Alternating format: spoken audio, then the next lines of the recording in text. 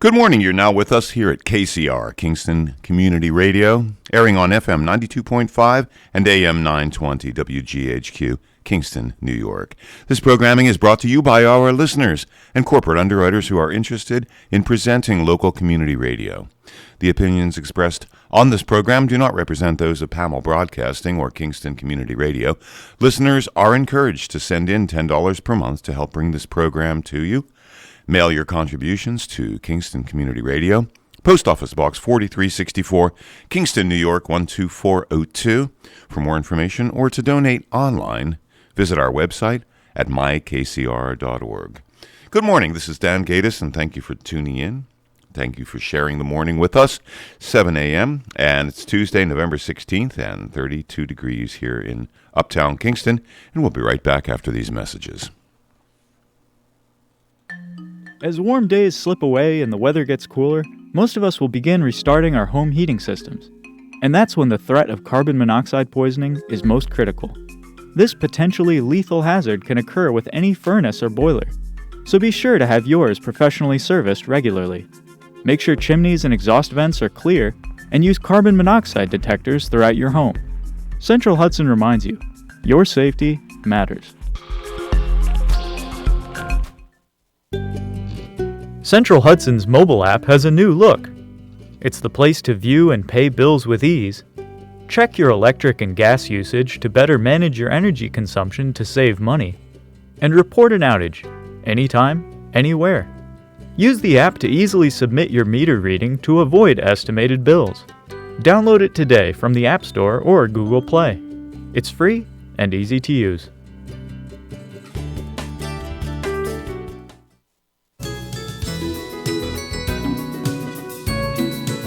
This is Cameron Rylance. Many families in our area will not have a happy holiday, and the WGHQ Happy Christmas Fund will help them. We are asking for your contribution to purchase children's clothes, toys, and food for seniors. You can drop off your contribution at the Boyce Brothers Dairy Milk House on O'Neill Street in Kingston. Thank you.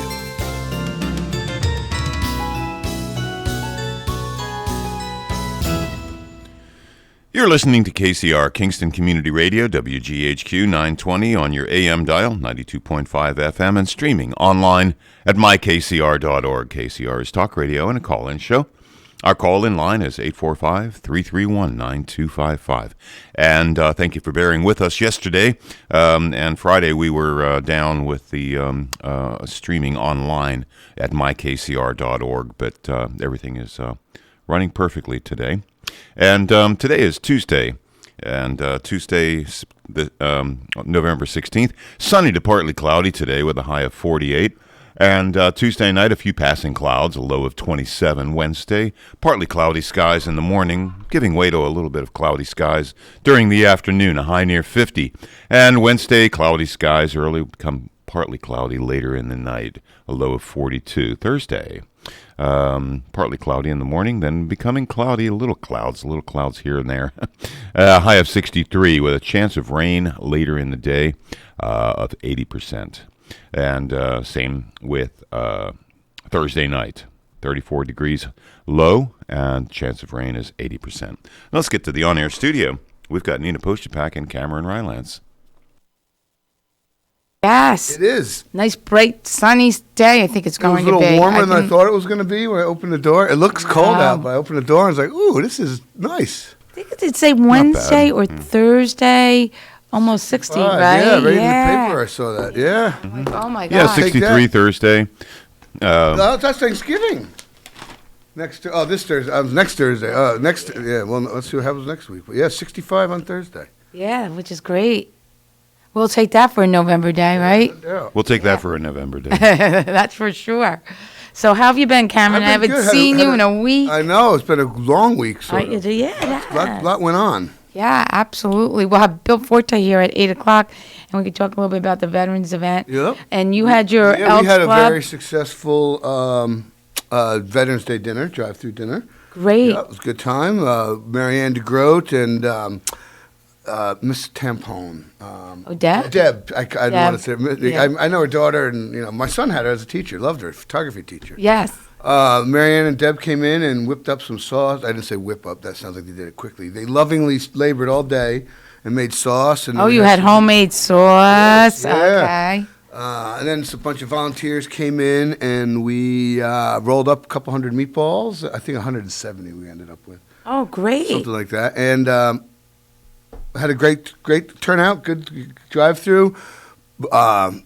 People made some donations, Nice, oh, good. your dinner's complimentary. Oh, no, here, take my money anyways, put it towards the Veterans Fund. So Oh, I'm not sure the nice. final accounting, but I know we made, netted a couple $100. I don't know the Good. exact number, but.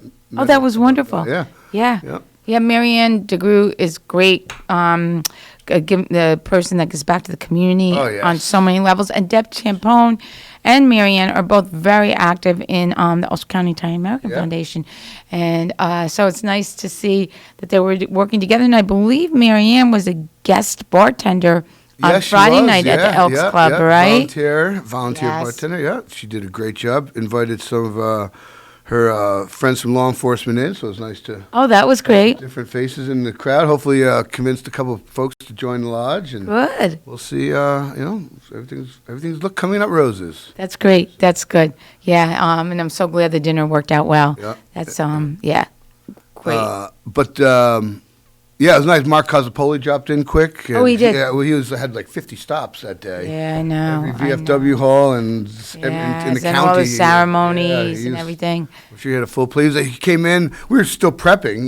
He's like, "All right, what do you want me to do?" I'm like, "Well, you chop some onions." Or, he wanted to serve some dinners and stuff, but it wasn't 5 yet, so Right. a little early for that. But come on in, roll So up he your helped sleeves, out? and he's yeah. So he stuck around for a little bit, and then off to the next.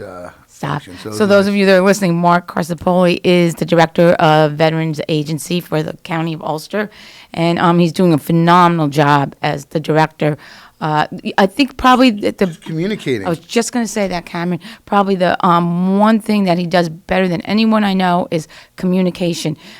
He emails any way he can. He gets out the word about veterans events throughout Ulster County, and that's fantastic because that's 99% of the battle, right? Yeah, absolutely, getting the word out. Yeah. That's for everything. Yeah, so he does a phenomenal job with that, which thank you for. And he is a veteran also, so Yeah, thank you for your absolutely. service also, Mark.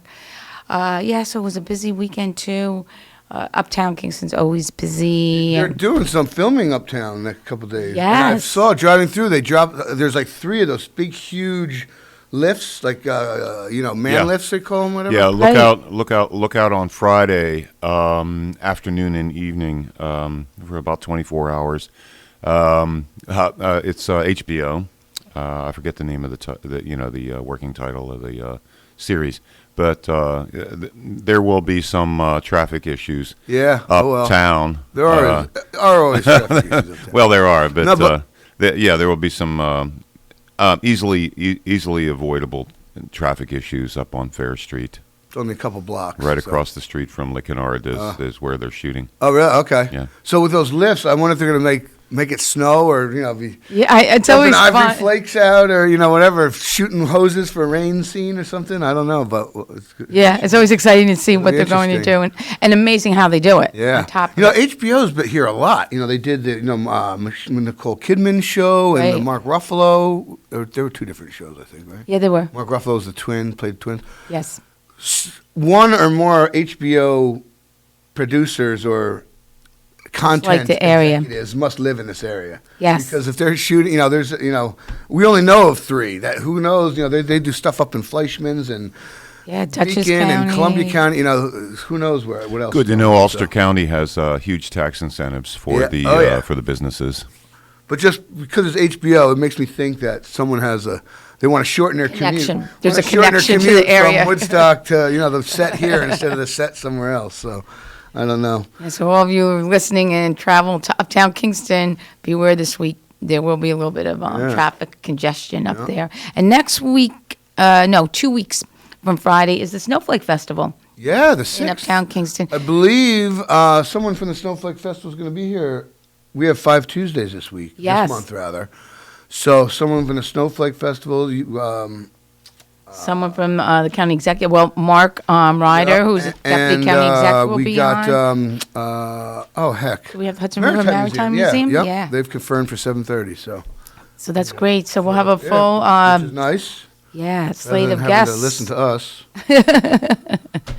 So Cameron, the New York State Department of Motor Vehicles put out a press release. Does this surprise you that there's cheating on the online permit testing? Really? I saw. Yes. Could you imagine such a thing that you could take the permit test online and someone with would your book cheat with, on with that? Your book right in front of you, or your So parents over your shoulder? of course, the county clerks, when it initially was rolled out, was adamantly opposed to it, but obviously we didn't have control over the situation.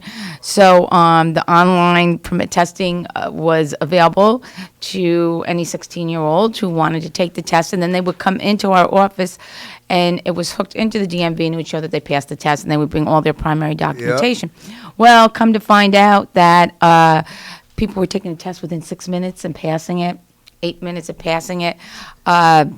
In addition, they only took one picture, and that picture was when you first sat down to take the test. And then there was no other pictures taken after that.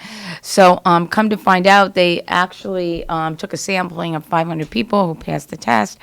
And of that 450, they made the 450 take the test over when they came into the office. Out of that 450, half failed. Yeah, so that goes to show you. Now they put in these safeguards that you have to take your picture 4 times during the permit test, or 3 or 4 during the permit testing. There's there's a time stamp. Yep. For taking it and so forth. So we'll see how that works out. Well, why don't they just? Can they go back to in the old way? Sure, you can come. Or no, the state. Why can't the state just say, They okay, that's it, back to the right. old way? They just don't want to. They're trying to, on the state level, alleviate people coming into the office. That's what they want to do. But in the meantime, we have to look at, when you come in, we have to look at the 4 pictures, make sure all 4 pictures look the same, that's the same person, make sure it wasn't a very quick test taking 2 minutes time. apart, right? So by the time we're said and done, it's easier to come in, take the test, and let's do it that's that just way. added work for you. Yeah, it's a For lot more your work staff, and time and so you forth. and your staff. So very interesting. There was an article yesterday in quite a few newspapers in regard to it. So, folks, if you're going to take that online, or you have children or grandchildren that are going to take that online test, which I'm sure everybody who listens to us would never do anything like that. No, because all of our listeners would 100% abide by the rules. Absolutely. And know that you always do have the option to come into the Now, office. did the state rescind any licenses that they thought may have been cheaters, or? Well, they lucky you. have left it up to the examiners when you come in, the cashiers, when you come into the office. If you feel like somebody's coming in and it's a 6-minute test, you can tell them you have to take it over. That there's no physical way that you can complete that test in 6 minutes. I mean, you just can't. Just reading the questions takes longer. Right. Yeah, exactly. Or if there's other people in the picture, like if you take your picture and there's people in the background, they make you take the test again. Well, they got to don't do know. something. I mean, it Yes. may sound silly, but they go, ooh, the Greek Bazaar. Oh, yeah, the Greek Bazaar. Talk about That's that, this Cameron. weekend. Yes, Oh, it is. Yes. Yes. Lunch on Saturday. Well, I just happen to notice that the St. George's annual Greek Bazaar is this weekend. Indoor dining Friday and Saturday Fridays from 4 to 8, Saturdays from 11 to 8. Takeout only. 12 to 5 on Sunday. Okay. Indoor dining on Friday and Saturday, takeout only on Sunday. What's the Because going hours? in and sitting down is the best thing. It is. It's The kids running around, waiting tables, and yeah. What time for the eat-in on Friday and Saturday? eat in Fridays from 4 to 8, and Saturday 11 to 8, so you can have Great. a nice lunch. And if you want to do takeout on Sunday? Yeah, I have fond memories of like March. Grew up in Redeemer Lutheran Church, and the church dinners, and Right. Yeah. Yes. And when this is the 70s, popular, there's a lot more yes. of them back then. Absolutely. And the kids would always have to volunteer, and it would always turn into a contest, like who could Clear the most clear tables. the most tables, or pour the most waters, or whatever. That's It's great, fun. though. That's what it's about. That's for sure. Yeah, me and the Cruz brothers and the Wilds and the Keene kids and some old memories. Yeah, the Bonings. That's probably where you got your start in the restaurant business. Probably. Yeah. There you go, Working right? down there, yeah. At the Yeah. church. Yeah. Right, for the church dinners. Yeah, That's Paul for sure. Kogan. Oh man, I just have some names I haven't thought of in years, man. Yeah. That's great. So that's this weekend, the Greek Yep, Bazaar. this weekend. St. George's Greek Orthodox Church. It's on Greenkill Avenue, sort of. It seems like Sort it's of, more right. on Washington, but we're Greenkill by the Stewarts, by the Boulevard. Right. So I'm sure, I believe all the everyone pros- hearing me right now knows where St. George's is. But And all the proceeds check go it to the out. church, right? Absolutely. Yeah, definitely. Oh, and the pastries. Yeah. Oh, my gosh, to die for. Yeah. So good. So, yeah. Can you repeat support the date? The date is this Friday, Saturday, and Sunday. Friday and Saturday are dine-in. Sunday is takeout only. 4 to 8 on Friday, 11 to 8 on Saturday, and takeout 12 to 5 on Sunday. So Do you have the address there? Just for everybody to listen. 294 Greenkill Avenue. Good enough. But you Google St. George's, and it'll probably pop up on the screen before you're done typing. So Right. Yep, absolutely. that's cool. Good. I'm glad I saw that. 'cause Yes, I wouldn't have definitely. seen that if had I not looked. Had you not looked at the Yeah. paper, But that but means you you're... know, I was looking at the weather this morning before I left the house, and you know how I was talking about the rain deficit that we've had, all the rain we've had, all the Yes, rain you we've had. have kept us We're updated still about that. 5 inches below normal for the end of the year. Normal to date is 41.36. Oh, I'm sorry, I have it reversed. I said it wrong. For months, I've been saying how much we've been in a deficit. Correct. Now we are 4 or 5 inches over. Year to date, 41 inches. Normal year to date, 36 inches. So Yeah, that we're- was most of Isn't it. that... yeah, was which just is within the last month. exactly all summer. Remember, like it's the summer we've been talking. Like at one point, I remember we were like 8 inches below normal, which is like 2 months worth of rainfall. So I'm Yeah, glad. isn't that amazing? Yeah. Well, I could tell you on Friday I was driving in that rain, and yeah, it was heavy. Yeah, and even For a Saturday. long time too. It rained heavy for a long period. Yes, it did. It did. Yeah, and Long Island was hit by some storms on Saturday.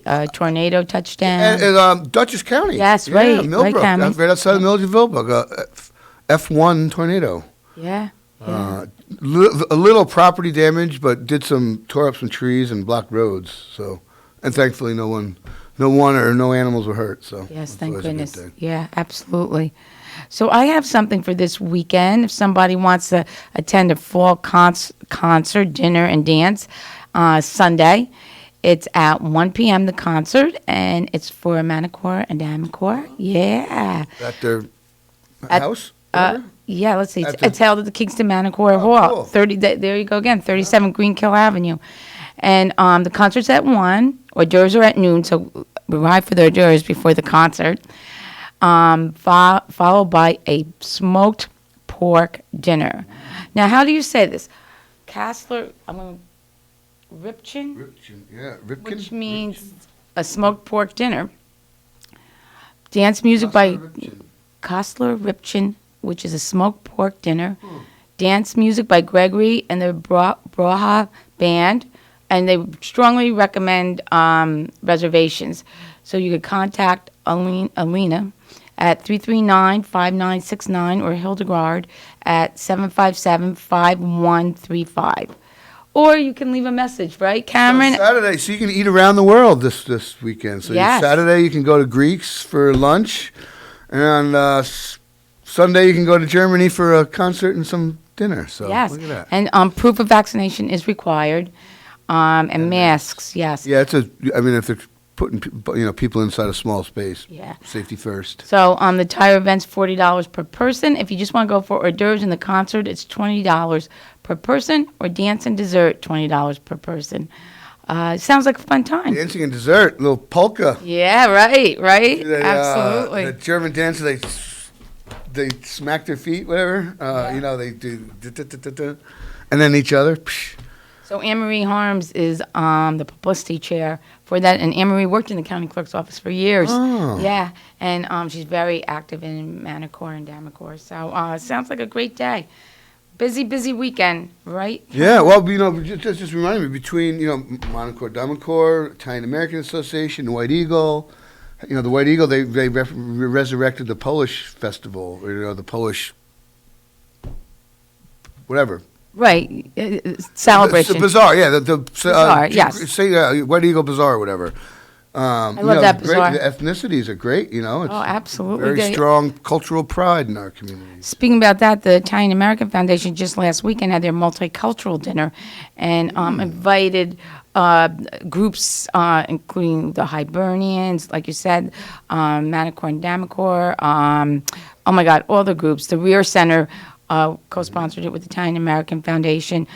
So it was really nice. All different groups getting together for dinner. It was south of Wiltwick. It was a huge success. Where was it? At Wiltwick. Oh, okay, nice. Yeah, and they have music and great way to share your different cultures and your different ethnicities. Community event, Yes. meet some different people. Yeah, so it's very successful, and we've been doing that now for a couple years. Cool. Yeah, maybe 3-4 years. Yeah, so it's great. Absolutely.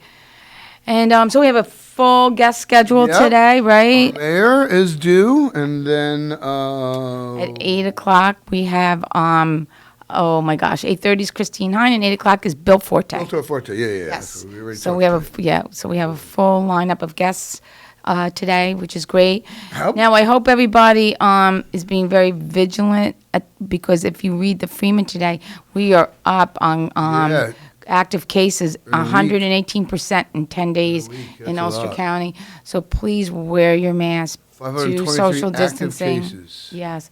An interesting statistic, though, I believe that I read, I think it's in that article, that 1.18% of the individuals that have contracted COVID have been breakthrough cases. So most of the cases are unvaccinated individuals. And of course, we've spoken before on the radio about the booster shots. Please get your booster shot. They are available.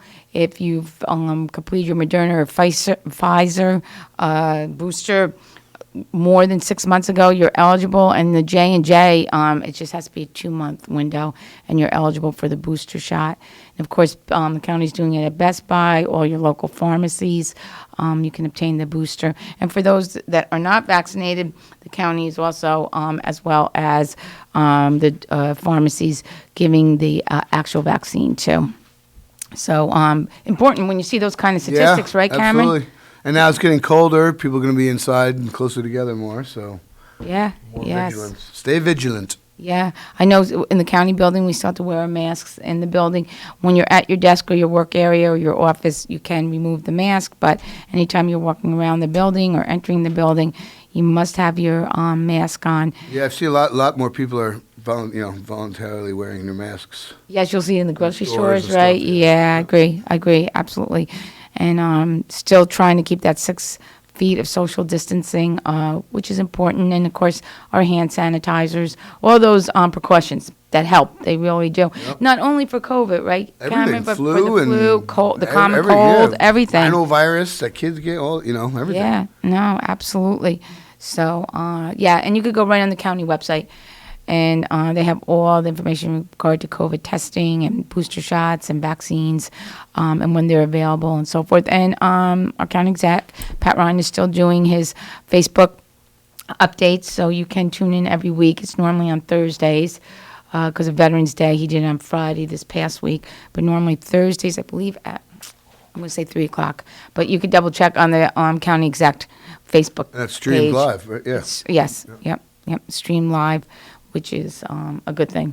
And he sure keeps you updated. I'm sure there's archives too, right? You can probably somewhere look at past ones or whatever. Yes, and there's a COVID dashboard that the county updates every day, except on weekends. But during the week, it's updated every day with all the statistics and all the current information in regard to obtaining the boosters and the vaccines.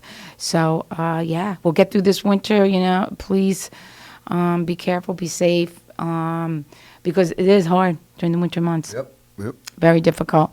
So that's available to us. But other than that, the county's been pretty active. It's budget time. That gets passed next month, December? Right? And we'll have- voted on, I should say. Gets Yeah, voted on? and Okay. as we Not said, Mark given, Ryder yeah. will be on at the end of the month. He'll talk a little bit about the county executives' initiatives that are in that budget and what he's looking to do. And there is quite a few initiatives in regard to mental health, Yes, opioid treatment, and so forth. So we're looking forward to having Mark on at the end of the month and updating us on the county budget. Yes, and the process is it goes before the legislature. They have to pass the budget. They don't have to pass it intact as the county exec. They can, vote item. down certain, it is a line item, budget. But then the county exec does have the right to veto that, and then it can go back to the legislature.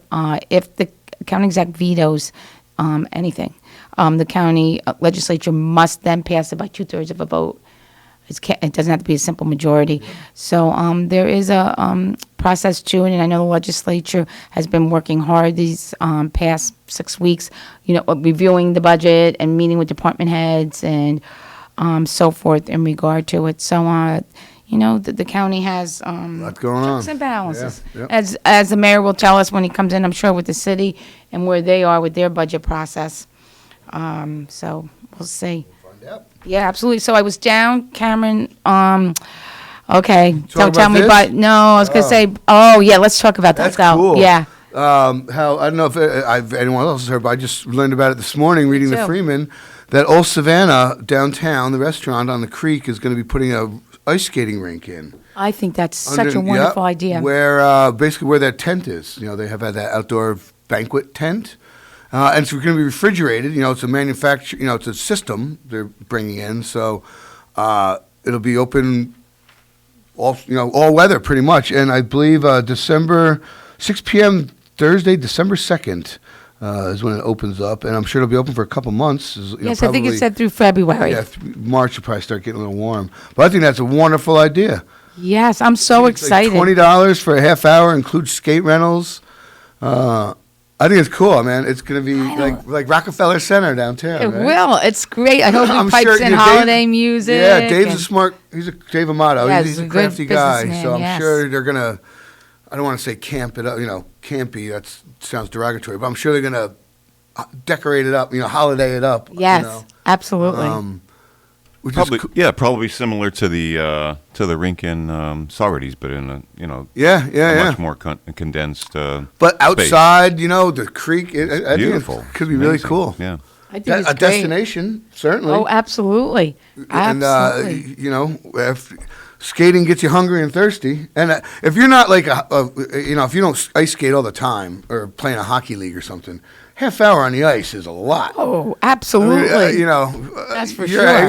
Your ankles are gonna be hurting in 10 minutes. Yeah. So I don't think I've ice skated since I was young. too long to remember. Yeah, right? yes.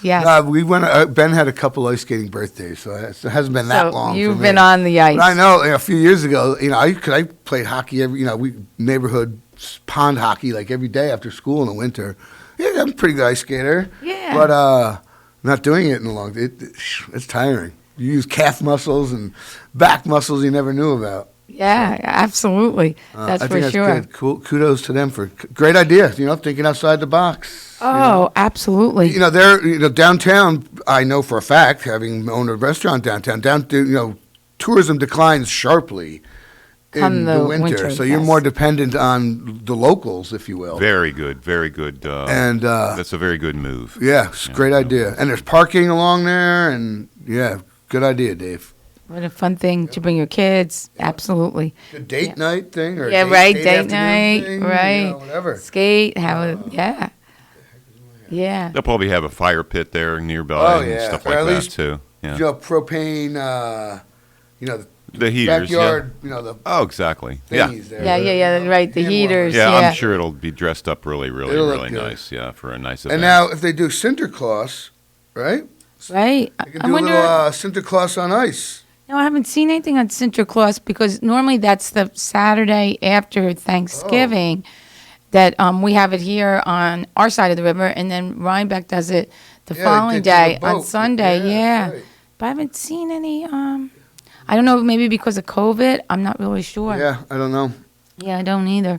So that's something we should, or if anybody who's listening knows. Yeah, or also maybe the wanna ask mayor might. if he's heard of anything about New Year's. Oh, yeah, right, Cameron. No You're one's supposed to contacted be. me. You're supposed to be on that committee. No one's contacted me. Well, we're going to have Maybe to. I'm supposed to be the committee. Maybe you're supposed to be contacting. We'll have to find out when he comes in at 7:30. TV. Yeah. There's something in my hair. I don't know what the heck. It is. Shower this morning and everything. I don't know. Were you working around the house? No, I don't know. Working at work. All right, there you go. Oh, bugging me. Pulling right. out precious hairs, too. Well, we're at the 7:30 hour, so. All right, we should be hand back. it over to Dan, All right. and we'll be back with the mayor. Okay, and thank you, Nina Postupack, Cameron Rylance, and thank you for bringing us through to 7:30 and updating us on all things in the Ulster County area. You're listening to KCR, Kingston Community Radio, AM 920 and 92.5 FM. My name is Dan Gatus, and it is 7:30 a.m.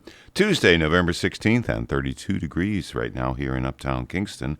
We'll be right back after these messages. Okay, men, this is your time.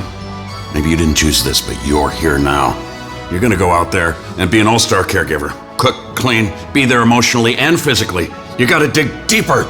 Drive them to physical therapy, doctor's appointments, because that's what caregivers do. Don't give up. Show the world that you're tougher than tough.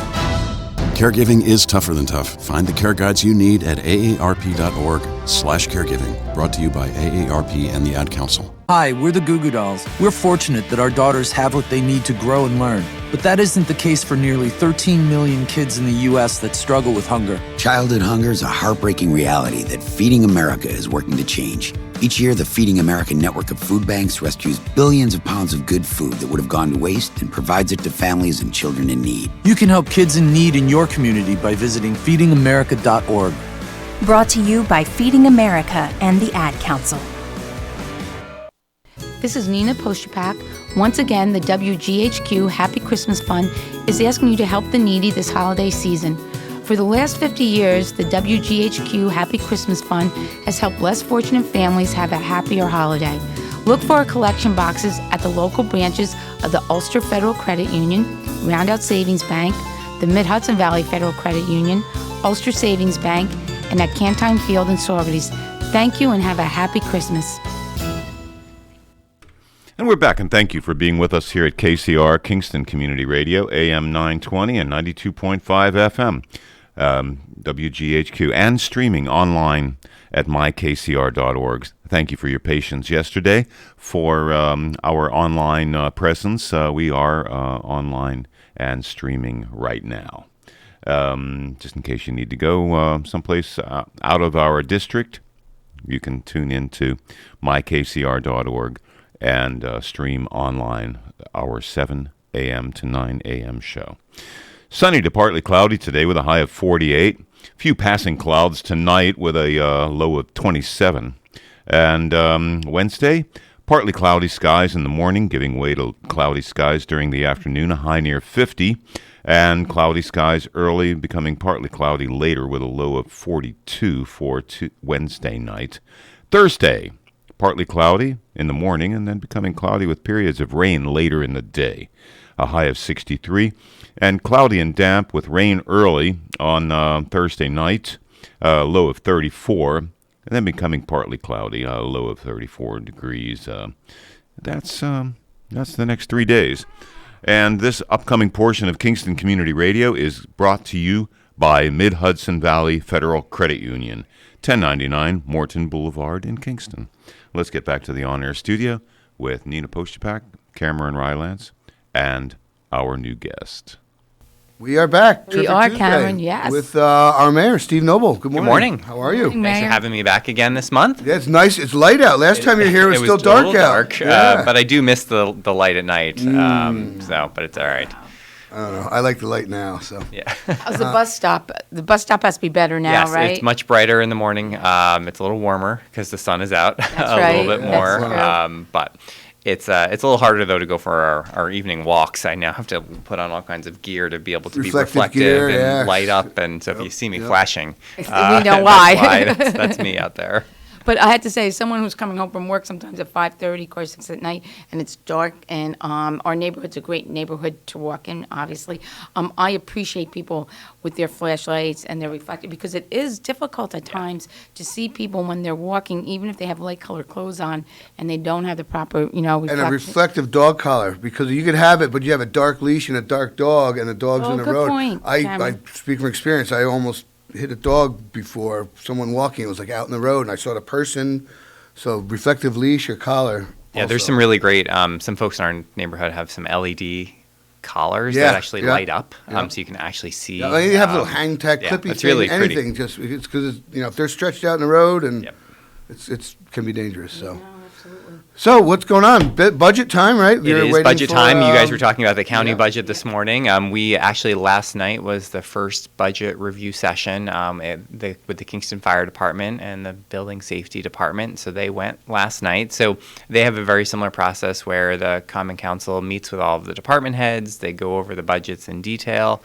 And then in the first week in December, the Common Council usually votes on the budget.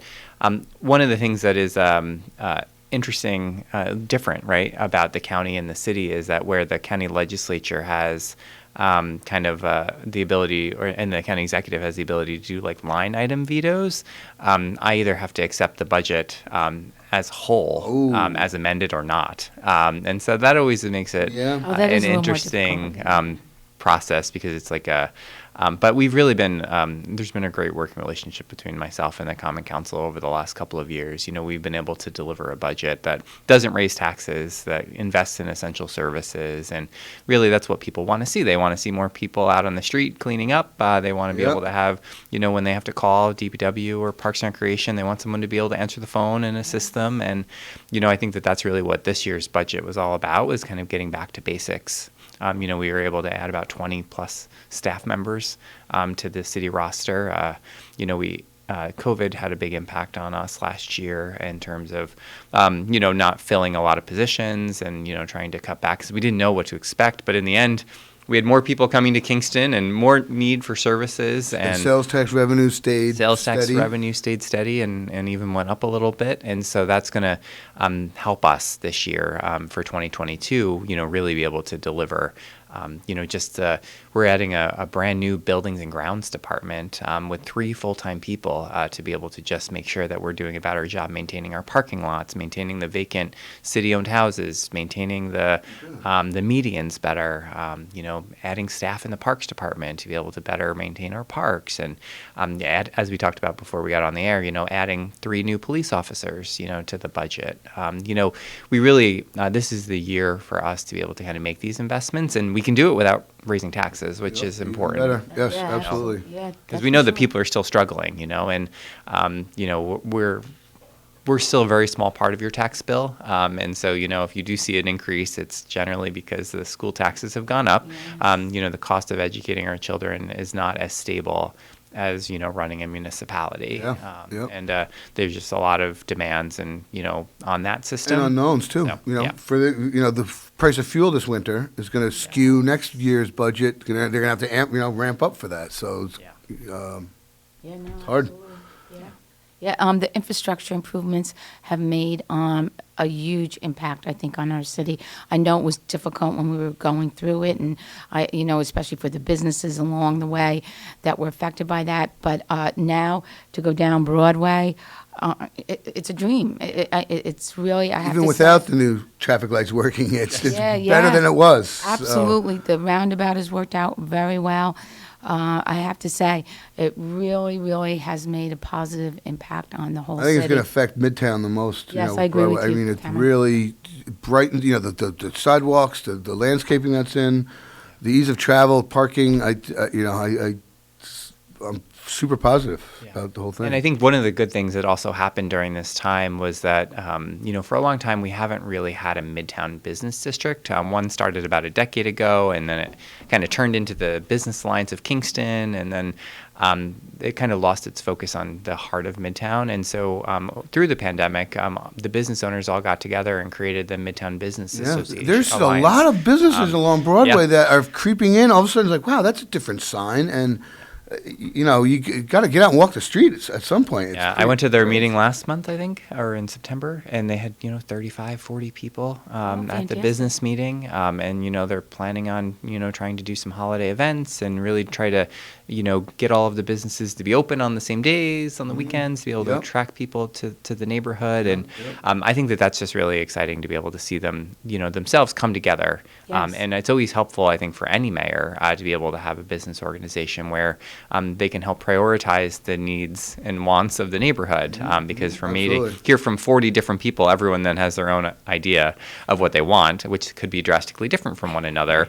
Where if you have a business association, you can. Yes, go ahead, Cameron. Speaking of Midtown, that rail trail is Yes. extending. I Yes. just saw. I had to go to the main post office the other day. I was like, Yeah. "What's going on here?" That's Yeah. awesome. Yeah, so that. Now, did the city have to acquire? Did they have the easement for that, or? So actually, the county had the easement for that section of track. It hadn't been used in a really long Yeah. time, and so the county received about $2 million in federal transportation funds to be able to build that project, and then it should be done this year. Yeah. Now, where's it going to end? So Now- basically, it starts at the Cornell Street parking lot, and will go all the way to Kingston Plaza. Okay, so Cornell. All right, through the back there. 'Cause Yes. That's great. And it will, and once the county's done building it, it's going to basically transition over to the city of Kingston as basically a city park. We're going to maintain it Linear park, from whatever you here wanna on call out. And so we're really just so excited. So many Tying people. in uptown, Yeah. like pedestrian with the bike. That's so awesome. That's it's cool. And there's a lot of space adjacent to it for, over the next couple of years to be able to kind of grow out it into even more of a park, Greenway, especially yeah, in the absolutely. area around Cornell Street. Well, yeah, it's wide open right there. That's what Down street, because yeah. those fences have been there forever, and they're gone, and it's like, wow, look at all the area. It's huge. Yeah. So it's going to be a really great addition it's to cool. Midtown. Good. So excited about that.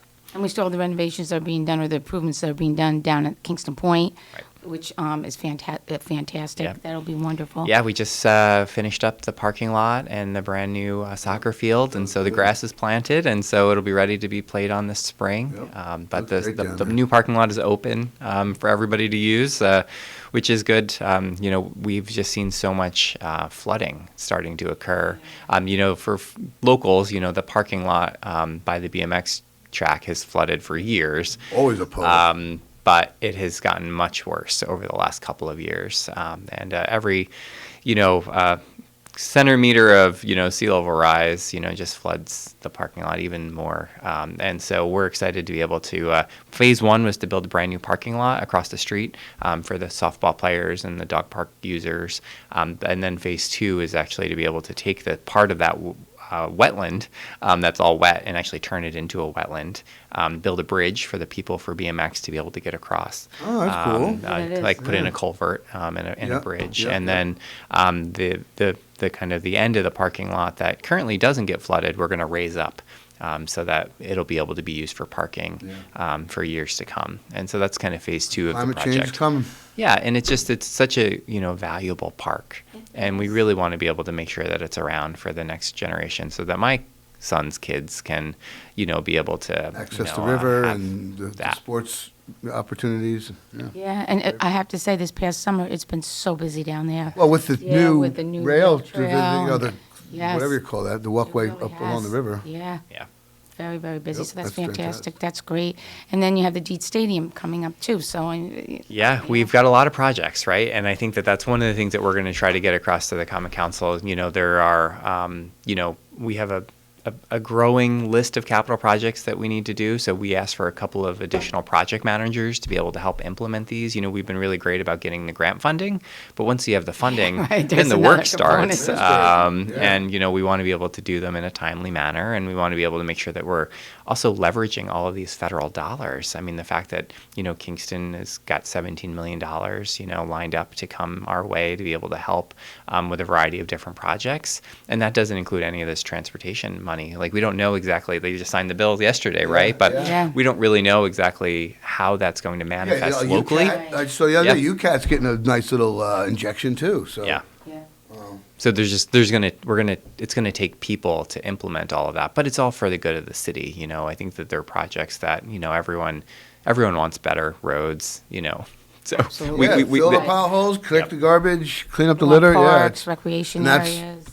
well, it costs money. So. Yeah, and that's why, I mean, so next year alone, we're going to be doing work on Henry Street and Franklin Street.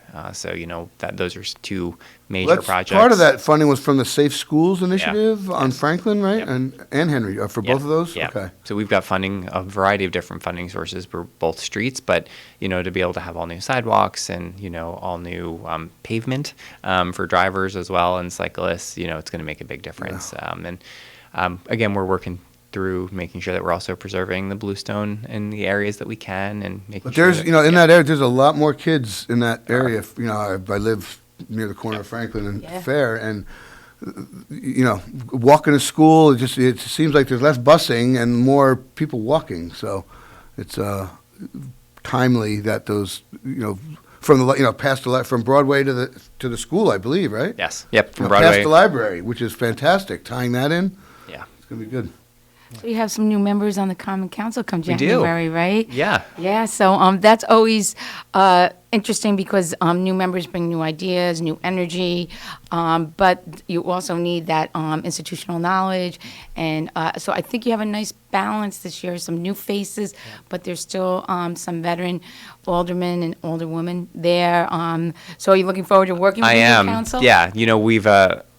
I've already reached out to them, the newly elected members, and I've met with 2 out of the 4 already. I'm actually meeting with your former guest who used to be right after me, right, That's Mike? right. I'm meeting with Mike today, and I think it's a big part of my role is to just be able to help introduce them to kind of city government and who they need to talk to, and really just to be able to be an open.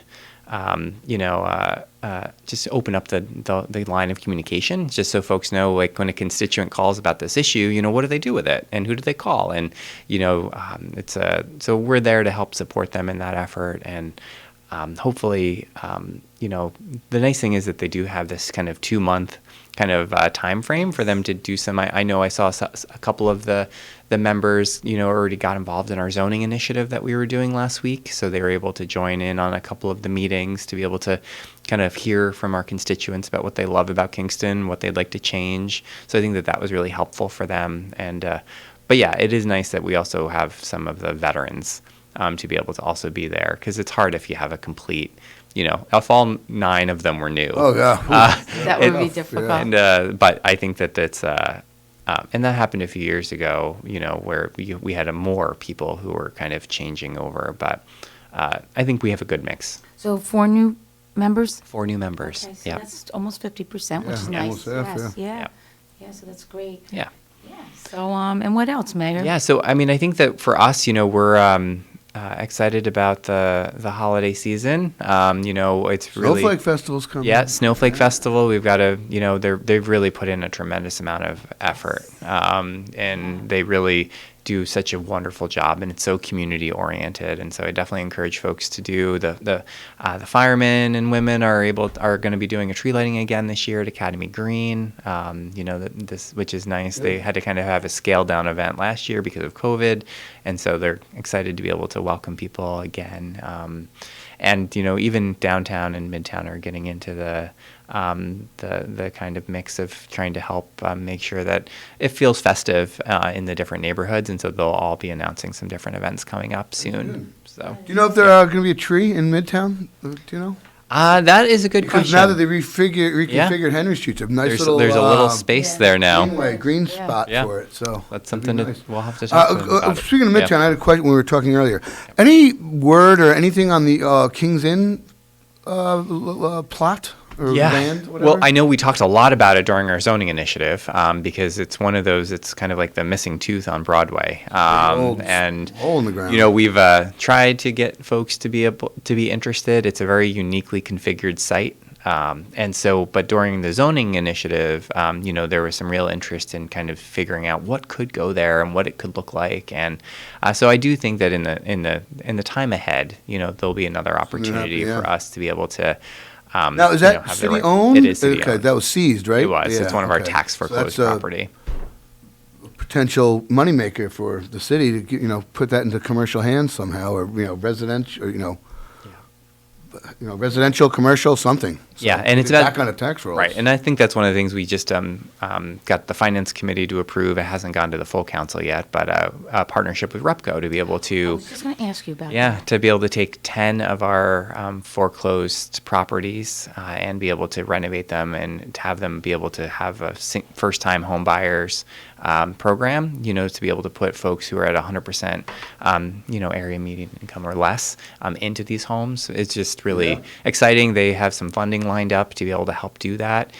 Some of these houses have been, long empty. One of the ones I drive by every day is 310 Brook. There was, I think, a couple of different fires in that building right on Foxhall. It's a big, beautiful Victorian, but there's a few like that have been just kind of sitting in our neighborhoods for a long time. And, the land bank is working away on. I was just going to ask you what the difference is between the land bank and what you're doing It's with really Repco. just, Is this the same? And so the Okay. land bank has a whole slate of houses already that they're working on and will be working on. And so for me, this was an opportunity to just add capacity because really no organization could do it all because we have 20 plus that are, just city owned, tax foreclosed properties that are single family homes. And so getting homeowners in there Yeah. is ideal. Oh, huge. To, You know, and to so fix for them every up. reason, just begin, generational wealth, buy into the neighborhood. It's taxes. It's homeowners are where it's at. So Yeah. any And- path towards that. And because of the funding that Repco has, they're able to pay us the back taxes. And so we're actually, as a city, county, and school district, they're going to be able to be made whole for folks who didn't pay their taxes for a few years before we seized them. So it was really a win-win. Now, Lambert, I believe there used to be a funeral parlor on Henry Street, the old Victorian house. Yes. That looks fantastic. They're doing. Now, what is that end use going to be there? Do you know? So actually, we have on the Kingston City Land Bank website an RFP for folks to be able to apply. Really? That's a gorgeous. Let us the know what paint you'd want to. scheme. Have you been by there lately? I haven't. It's right across from the Transart building, basically. It's a two-family. It kind of sits a little bit back from the street. On Henry Street. On Henry. But it's a big old house. There's gingerbread work on it and, Yeah. and architectural details. It's really a neat house. All And- wood floors inside, Yeah. and it's in relatively good shape. So they actually got that from the city, and we're now looking to see what type of uses people may have for that to buy it. So that's out for I think Good. another couple of weeks. So if anyone is listening and is interested, there's actually that and another property on, I want to say Hamilton, I think. That the land bank has out right now that someone may be interested in Now, picking where's up. Hamilton? I have no idea. I don't either. I'm trying to think. Where it is. It's Yeah. got to be. It's a little street off of It's a another. little street off of another street. Yes. Yeah. So Yeah, I don't either. But, it's amazing what they've accomplished already Yeah. with the land bank. Yeah. And like Yeah. you said, it's a win-win for the city, for the properties, owners around those structures. I mean, it's terrible if you're a property owner and, it's deteriorated, and so it's good. yeah, the first three houses that we renovated, we're having all of the closings this week with 3 new families. Oh, yeah, you are. And Good. we found families, through Repco and some of the other first-time home buyer programs. And so we're having a big event at 64 Van Buren Street this week. That was one of the homes. And so it's we're calling it Home for the Holidays. Yeah, And definitely. so we're excited to be able to Great. welcome 3 new families into the houses. And they really all came out really great. But this work is really expensive, to be able to each of these homes cost us between $300,000 and $400,000 to renovate, and we're selling them for $130,000. Yeah. And so but that's just what we need to do if we want to be able to keep affordable Long-term, housing. yeah, And and thankfully there's grant money and support systems in place. The cost of everything right now. It's just is- crazy. Yeah, so- materials and labor. yeah. Labor crazy. costs and material costs Yes, are Yeah. absolutely. That's Yeah. for sure. not surprising. So that's fantastic. So I don't know. Were we off the air? When we talked about the ice rink that's going to be downtown. I think No, we were on there. You were on there. Okay. We're on there. Yeah. Yeah, I'm so. Yeah, but no, we're excited to be able to, anytime we can add kind of winter fun in Kingston. A lot of people have asked for a long time about ice skating, sledding opportunities, and that's just such a great reuse of a space that just kind of sits dormant in the winter. Yeah. So that's good. I'm happy for them, and I'm sure I think we're getting to do the ribbon cutting that night, so I'll get to be down there with my family, so that'll be fun. Yeah. And Cameron, I was waiting for you to ask, but I will ask the question. Cameron wants to know about New Year's New Eve. Year's. Yeah. Have you planned anything? That's what we thought. Not this year? No, not that we're aware of at this point. There's we haven't really been able to get a committee of folks together to be able to kind of put that type of event on. I think most of Uptown's attention goes to the Snowflake Festival, and so it's really been hard to Switch gears, add a layer at another of, event, especially with the it's so cold normally that like people only want to be outside for a few minutes, and so it's like how much work does a group of volunteers and folks want to put in for an event where people step out of their restaurant, that's a truth, and then go back inside, and so it's a hard business concept to be able to make that investment. But we just encourage people to get out safely and visit some of our really great establishments, because we do have a lot of. It's on a weekend this year, right? It is on a weekend. I think it is. Saturday night, I think. Yeah, it's Friday night. Yeah, so we're just really just encouraging people to get out, visit our restaurants. We've got a lot of them in Kingston, and so we just I'd love for them all to be full and and people enjoying their night safely. So you need employees. That's the problem. Yeah, that's the other thing. Yeah, no, absolutely. Yeah. I don't know where it came from. No, it's everyone I know has a job, and everyone else I know needs employees or staff. It's like, where are these missing people? It's like dark matter in the universe. We know it's there, but we can't see it or find it. It's strange. Yeah. No, absolutely. Yeah. Hopefully. Well, hopefully in 2022 things will turn around a little bit, and Any word on the Wirt Street Bridge? It's under construction. Yeah, I know. They're major construction. Yep. And there is, if you drive down there, you'll see that we're at a kind of a one-lane, alternating traffic pattern. And so there's lights on a Beale. So if you head that way, you have to be patient, because there is, you have to wait for your turn to go. So you may want to avoid that. But so it should be done by the end of October. In 2023. Speaking of downtown, yes. Is there do you have any updates on, I think the land bank is helping to create a park at the bottom of Wilbur Avenue and that one property? Oh, yes, the Kingston Land Trust, yes. I'm sorry, Land Trust. Yes, so right down at the bottom of Wilbur, on the left-hand side, right before you get to the kind of the little village of Wilbur that still exists down there, there's a property that was preserved at the end of 2019, I believe, that the land bank had purchased.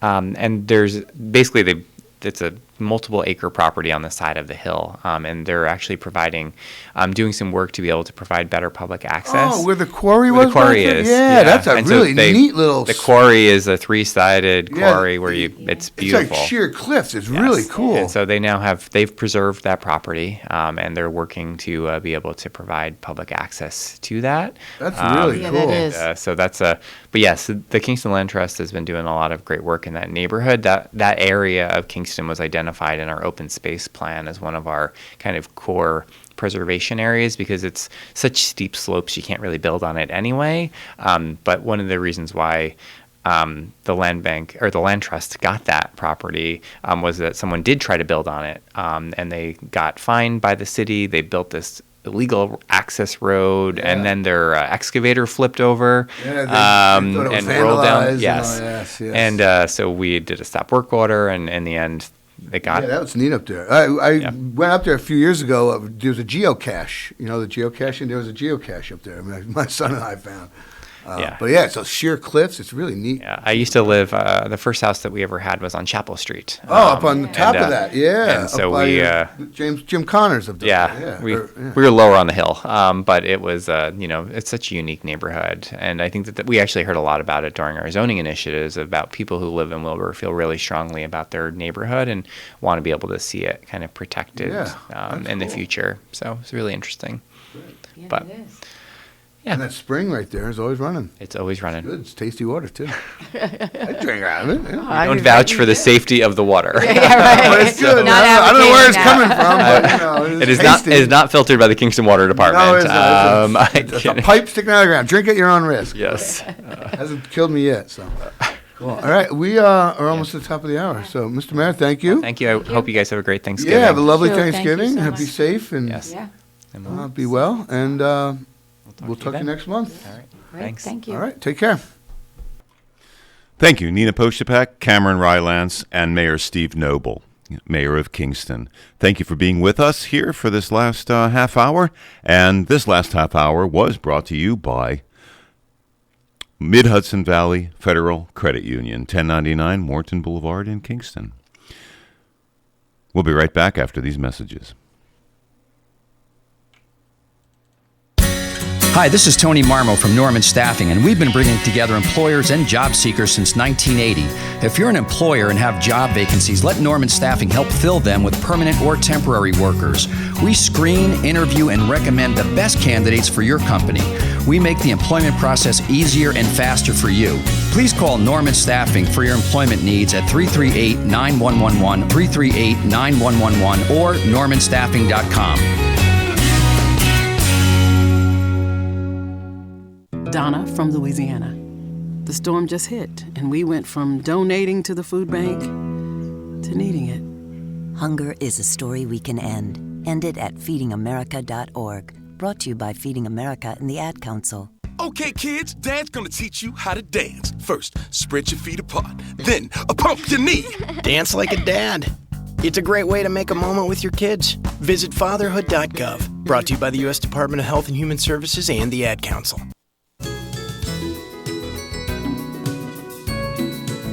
This is Cameron Rylance. Many families in our area will not have a happy holiday, and the WGHQ Happy Christmas Fund will help them. We are asking for your contribution to purchase children's clothes, toys, and food for seniors. You can drop off your contribution at the Boyce Brothers Dairy Milk House on O'Neill Street in Kingston. Thank you.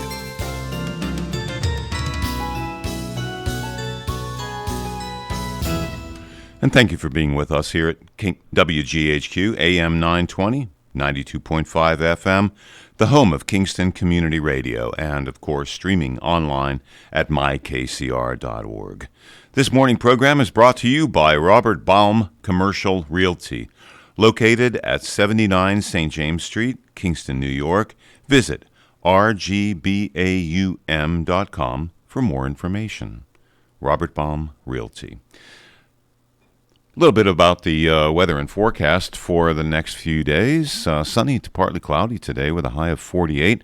Few passing clouds tonight with a low of 27. And Wednesday we have a 50-degree high.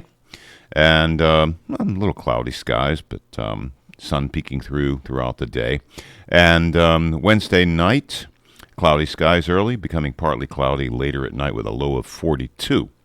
And Thursday, partly cloudy in the morning, then becoming cloudy with periods of rain later. About an 80% chance of rain throughout Thursday in the later part of the day, with a high of 63.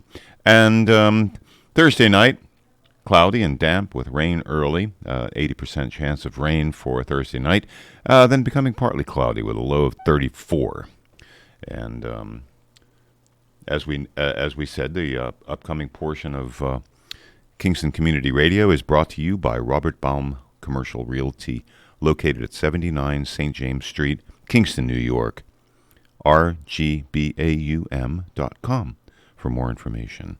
Let's get back to the on-air studio with Nina Postupack, Cameron Rylance, and Bill Forte. All right, we are back. We are. However, before we get into it with Bill, we have a birthday announcement. And it being 8 o'clock every morning, the Boyce Brothers Dairy Milk House cow pie giveaway.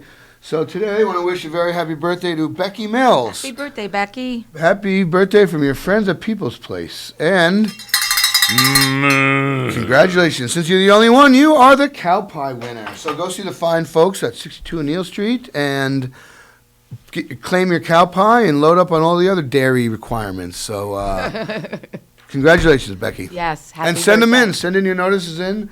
KCR, P.O. Box 4364, Kingston, New York, 12402. And we have in the studio with us. Go ahead. Forte. All right. So, Bill, well, before we get into that, how was your Veterans Day? You were probably involved with a whole bunch of stuff. We had a ceremony at Kingston City Hall. It went well.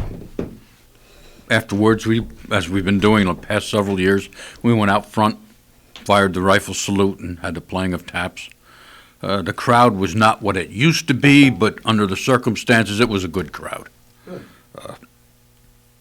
We used to fill the upstairs chambers each year, but it dropped off with COVID, like so many other things. Yeah, and breaking that chain for a year or two, with not being allowed to have it, Right. breaking the continuity, I guess was what I'm trying to say. Yes. But I know we had a successful dinner at the Elks Lodge. What else? Did you go anywhere else in the county, or? Oh, I went to Little Italy. Yeah. They always do a nice turnout job there. Yeah. Oh, gosh, yeah. I got in there. I must have got in at the right time because I was at the serving table when I walked in, got my food, and I sat down. By the time I got up, I was sitting all the way in the back, and the line to get food was about to go out onto the patio. Wow. Oh, my gosh. Everyone got there at the same time. Yeah, Frank Guido's very generous in that respect. Yeah. And he does that every single year, right? He is one of my favorite people in this area. Yes. It seems, you try to do something for Frank, and he's already working on one-upping you. I know. And it's not just Frank, it's his family, his wife, his son, and all those employees. Their staff, They treat you like family. It's super. So true. So true. Well, he's been successful for 40-some years, so, had a lot of practice at it. Good. So what you got going on? Well, first thing I would like to mention is the Ulster County Memorial Chapter 156, Disabled American Veterans, is having a turkey giveaway. It's turkey breasts. It'll be on Sunday, the November 21st, this coming Sunday, at the VFW on the bypass. They have 100 breasts that they'll be giving out, and it'll be first come, first serve. You must be a veteran and have some form of a veteran ID, VA card, membership in VFW, American Legion, one of them. It'll be a drive-through. As you face the VFW, you drive in around the right, there'll be cones there and someone to direct you. You drive around back, show your identification, and they'll give you turkey breast. Oh, that's great. That's great. Fantastic. What time does that start? Starts at 12 noon to 3 or until they run out of turkey breast. Yep. Yeah, that's fantastic. And who's doing that again, Bill? It's the Ulster County Disabled American Veterans. So they raised the funds for that and buy Some funds, they had a lot of it donated. Wow, that's great. And that's fantastic. for fear of flooding the donors with requests, I won't mention who, but they know we appreciate what, and there's been a couple of them that have done this. Good. We've given whole turkeys away in the past, and it's a good deal. You never had trouble getting rid of them. Oh, yeah. Oh, no, absolutely. Free, yeah. Good. I'm glad people Yeah, and are taking sometimes the advantage turkey of it. breast is a little easier, too. Better. Yeah, so You know, yeah. Not better, but you don't need a whole bird if you're only cooking for a few people. And that same thing, the disabled veterans, the VFW and American Legion are all looking for members. If you are a veteran, if you qualify, if you have any doubts, you can go to the KVA website.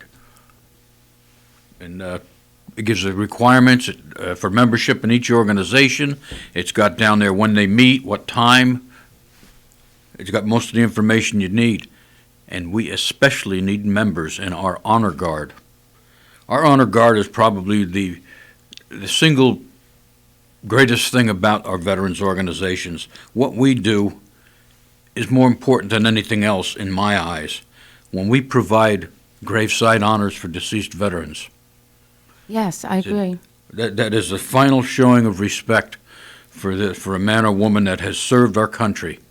And we were up to, I think we had 22 members at our peak. We're down considerably right now. We have a couple that are out ill that we won't be seeing them back for several months. But we really need the help. On a recent Saturday, 2 weeks ago, we had 3 funerals the same day. We've had to, in the past, split our squads send 4 guys one place, 4 another. And 4 really is about the minimum you can do this with. But we get a lot of requests. We go out to funerals and ceremonies about 100 times a year or more. And which is 2 a week. Just doing the numbers. That's 2 a week. That's about average, yeah. That's. And how many are right now? Do you have members? We have about 12 active members. Yeah, so that's difficult. Now, is there a reluctance to do it, or The commitment. the commitment? Or I mean, For a I know, period- unfortunately, young people probably aren't getting For a involved. period of about 15, 20 years, we were losing veterans at an alarming rate. But they were primarily World War II Korean War veterans. The majority of them have passed on. A veteran of Korea or World War II are well into their 90s now. Right. So even those that are still with us aren't capable of standing there in a cemetery for lengthy periods of time, lifting a rifle up and firing. But the Vietnam veterans, they're in their mid-70s. Hard to believe, but true. And the current Gulf War, Desert Storm, I said this in the past, I understand that they are much younger. They're trying to make their way in life yet, secure themselves in a job, take care of their families. Usually they don't get involved till they're 40, 45 years old. But if they have any discretionary time at all, we could sure use the help. You can contact me. I can get you in touch with a color guard captain. We can get you into a uniform. We like to have you come out to the cemetery and watch us perform at least once so you know exactly what you're getting into. And it's not rocket science. It's pretty simple. If you've been in the military, you're familiar with most of the things we do. So anybody is interested, they can contact me. My number is 845-399-0414. And if you're interested in even joining one of the other organizations, Kingston, Sororties, VFWs, or American Legions, Marine Corps League, Naval Seabees, contact me. I'll get you in touch. And with a who you need to lot talk of, to. there's several in the county. It's not just Kingston. There's Red Hook and Catskill and Saugerties. Within the sound of within our broadcast range, there's a bunch of VFW and American Legion posts. So. Our organization is primarily Kingston, Saugerties, but if you're from Phoenicia, Red Hook, or something, I'll get you in touch. Yeah. I'll get you in touch with the people you need to. Everybody is hurting for people. Yeah, absolutely. So the Honor Guard in this area covers mostly the city of Kingston. We do all of Ulster County. All of Ulster We've County. gone over to Dutchess, Putnam counties, Orange County. Oh, you do? Greene County. When you call, you answer the call. I mean, that's. If we're not, if we can at all make it, and very seldom can we not, we go. So you cover a big area. A veteran's a veteran. You start drawing lines on the ground. Yeah. Well, like you said, you do it. It's the honor of it. The final respects, and now, like I said, I feel that is the most important function we have. No, absolutely. So, listeners out there, if you know any veterans, remind them about what the what the Honor Guard does, and perhaps prod them a little bit into reaching out and joining. And if not, just become a member. American Legion, absolutely. VFW, and maybe once you become involved, you never know what it leads to. So, one thing you had mentioned, I think, Bill, one point, which I didn't realize, if you are a son or daughter of a veteran, you also can join. Am I correct with that? The American Legions have a group called the Sons of the Legion. If you're the son, daughter, or grandson, granddaughter of a veteran, you're eligible to join. And they help us out tremendously. Yeah. They've raised funds to buy defibrillators and other things in the past. They've helped the post in large. Several of them just during the COVID helped redo much of the American Legion post inside. Oh, really? There was a new floor put down in the bar. Upstairs, they repainted it all. And there was a lot of work done up to VFW. But they're very active. And they would same contact information? Same thing. Okay. All right. Because I never realized that before. Yeah, no, that's great. Yeah, which is fantastic.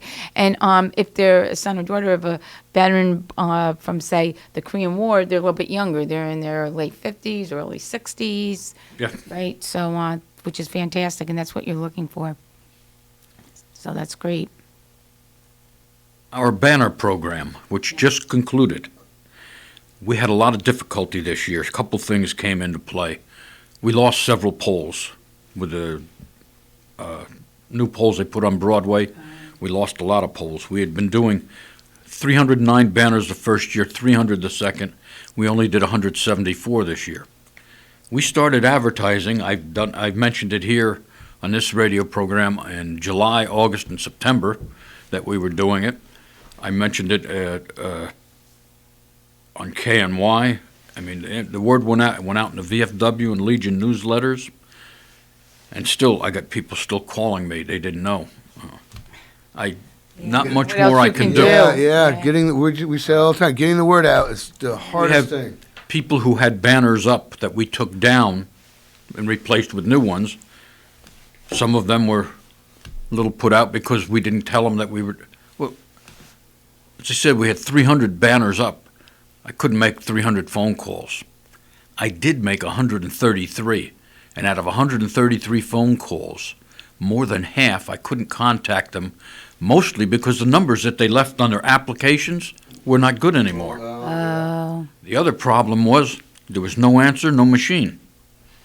I did the best I could. Yeah. Well, there's always going to be somebody unhappy out there. 133 phone calls is something, especially when you don't. Sometimes you get busy, a busy signal, and you call back and you still can't. We still have banners from the first two times. They're at the American Legion on Broadway. If you had a banner put up either time, back in 2015 or in 2018, you can pick the banner up. It's there. Shortly, we're going to start disposing of some of them. Some of them been there for years. Yeah, well, 15, sitting around for 6 years. So. We did get rid of a lot of them, though. The Legion is open starting at 11 a.m. each day. Just show up, tell them that you're there to pick up a banner. They were arranged in piles alphabetically. There's a lot less now. I don't know how alphabetical they are anymore. Yeah, right. We wish you'd pick them up. The last thing we really want to do is dispose of them, but we can't keep them forever. No. They're sitting on tables in a room that the ladies of the auxiliary from the Legion meets in, and they'd like to see them get out of there too. So, we probably won't do banners again for 2 years. I don't know how much I can do at that time. We would try to get somebody else. I've been going up and down that ladder for a long time, and God bless you. That's work. That's Another a lot reason of work. we need some younger That's younger right, veterans to Cameron? get involved. I'm currently working with people in Hudson, Valatia, Town of Ulster, and Accord that are interested in doing banners in their communities. Red Hook has them, don't they? Is it Red Hook has banners like that? I haven't been I go into Rhinebeck frequently, but I haven't been in Red Hook recently. Red Hook has them. I think I'm trying to think somewhere I went up to locally. I Kiel- just yeah, saw. I went to Kiel Equipment a couple weeks ago. I was like, oh, look, those are like our banners. Yeah. 2 years ago, it's Red Hook. I know Kingston had one of the biggest displays in the state as far as number of banners put up. Well, that speaks volumes. Yeah, absolutely. And what is that number that you usually put up? We did 309 the first year, 300 the second, and 174 this time. That's amazing. Absolutely amazing. It'd be nice to see, though, like out in the town of Ulster and Accord, different communities here in Ulster County to grow upon what you've done in the city of Kingston. Would be great. I've seen them up in the Adirondacks, so many different places. Our banners are 18 inches wide by 33 inches high, or 36 inches high. The actual picture is 15 inches square. There's a larger banner that some of the communities use, but I wouldn't recommend them. They act like a sail. I bet. They're huge. Oh, yeah. I've seen them where they rip because of the winds. Shaking the pole. We have difficulty putting them on certain poles because we don't want them to extend over the roadway. Right. They've got that problem multiplied. Yeah. We find the size we use is nice, that the price stays down. They're visible. They're attractive. And we've managed to lose several $1,000s in the process, but it was money that we were glad to lose because we used it to purchase for those that were killed in action. And they're all between in front of the city hall and the high school, and that block of Broadway. Oh, okay. By that's where the memorials are on the city hall. On Yeah, that block there? yeah. Yeah. Okay. Yeah. Ties in nicely. Yeah. Between Foxhall and West O'Reilly Street on Broadway. All but maybe 2 of them were killed in action. And it was our honor to be able to do that. That's a beautiful tribute. You have anything coming up for the holidays? You talk about the turkey giveaway, the turkey breast giveaway. We have our annual fundraiser. What's that? When is that? That begins right after Thanksgiving, the day after Thanksgiving, and there'll be veterans groups appearing at Adams for out in like the Treen area. It's a coin drop. Okay. Where else are they? Just Adams? Just at Adams. Well, A lot of the other busy places, place, yeah. it's difficult to get into. They don't allow it, or somebody else has traditionally gone there. You gotta ask the corporate headquarters, wherever, yeah. The Adams family, and in particular the manager out there, have been super to us over the years. Fantastic. And I can't say enough about the people that have donated. Politics aside, sports teams aside, all the things that tend to separate people, when it comes to making a donation out there, the people of this area are just fantastic. Great. Now, it's just on Friday, or is that No, the no. whole weekend? It's up until Christmas. Oh, okay. Every weekend? Every weekend or every day? It may be every day. Right now, we have a calendar and groups are signing. people will sign up. Okay.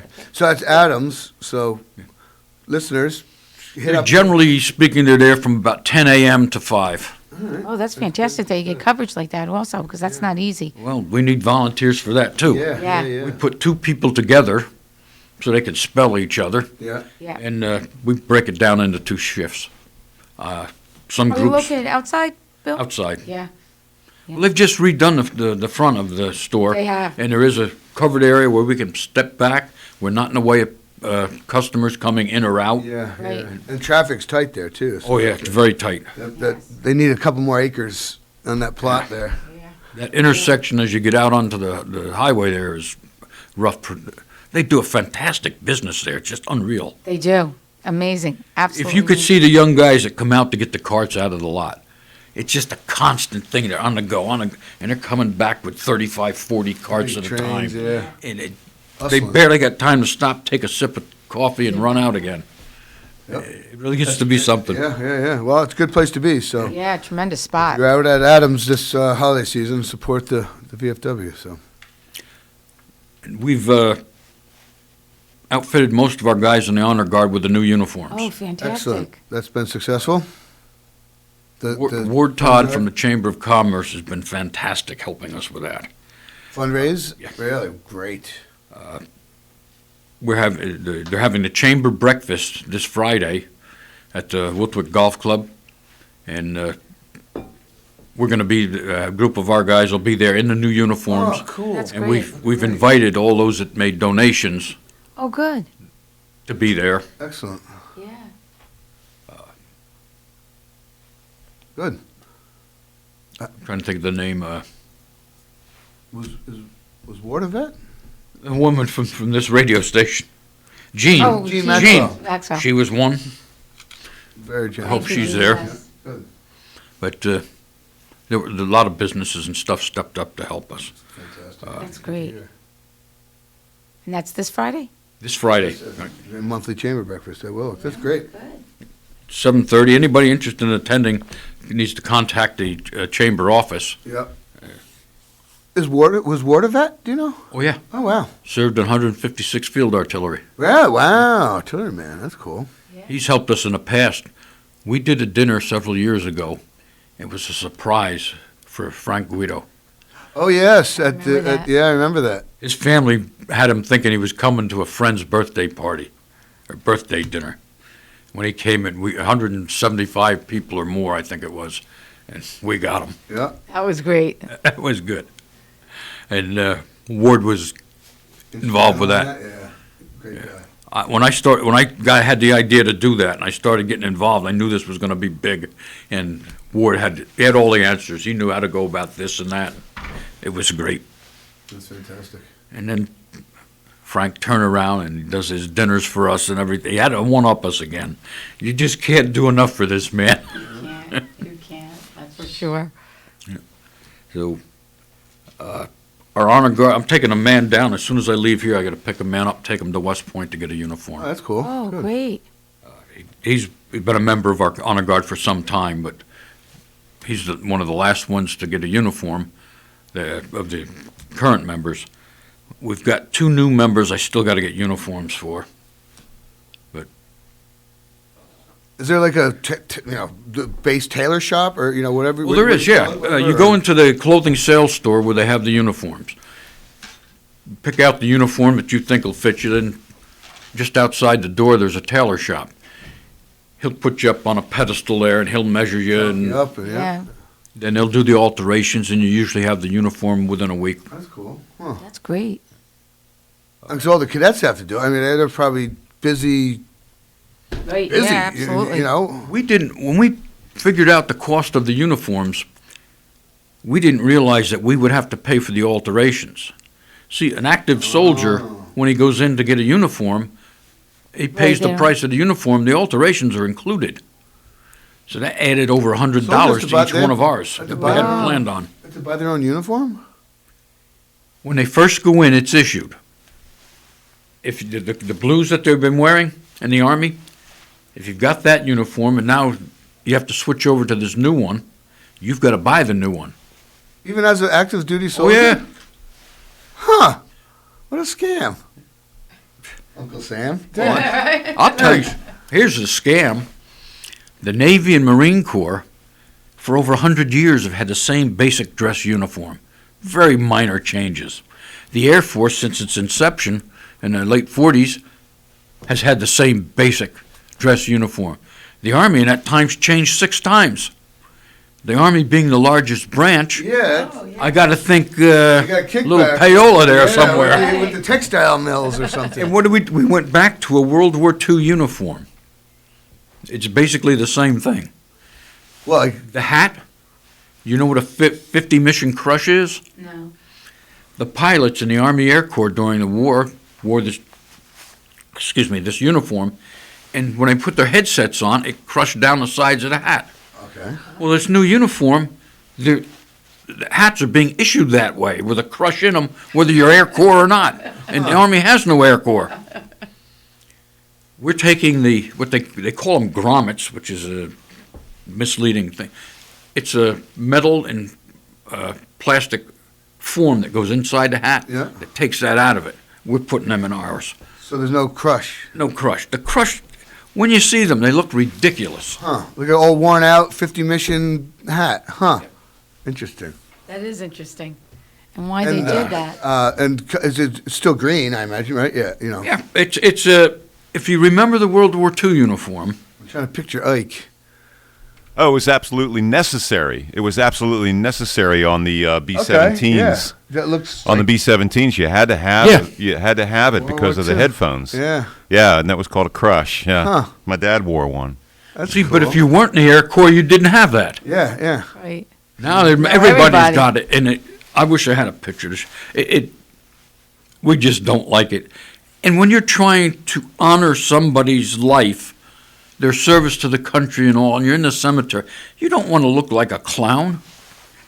You're wearing a worn out hat. Right, yeah, you want and that's just what it looks crisp like. and creased and that's odd. And the hat Let me is add, crushed. this is my personal opinion. I probably shouldn't be spouting it, but that's quite all right. Oh, go on. You're entitled to it. When you see these hats, you'll understand. Huh, that's odd. I thought I'd have a picture of it.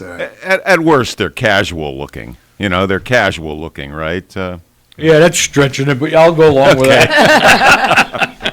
Well, my dad still has his Air Force hat. They're like have a brim and they're Yeah, Dwayne still has his uniform, the Merchant Marine, his hat, that's same exact thing. Absolutely. Got everything Who but- designs the uniforms? How does that happen? I don't know. Yeah, that's pretty interesting to find that out. Who actually makes those decisions? as to what type of uniform and so forth? We've got a couple minutes. I was stationed at West Point when the first women were admitted. When they outfitted the women, the uniforms, for all intents, were identical to the men's. They made a couple of adjustments they had to for the hips, the bust, but beyond that, those uniforms were the same. Same hat. But the regular Army, and the other branches too for that matter, had different hats. They tailored their jackets. Instead of having 2 upper and 2 lower pockets, the women only had the upper ones. The number of buttons down the front. It's like somebody went out of their way to make them not uniform. Yeah. You're a woman, you're different. And that's what it seemed to be. Yeah, Well, in the Army, you're Army green, right? You're all the same. That's interesting because Dwayne's class, he went to Kings Point, class of 74. That was the first year they had women. That was about the time. Yes.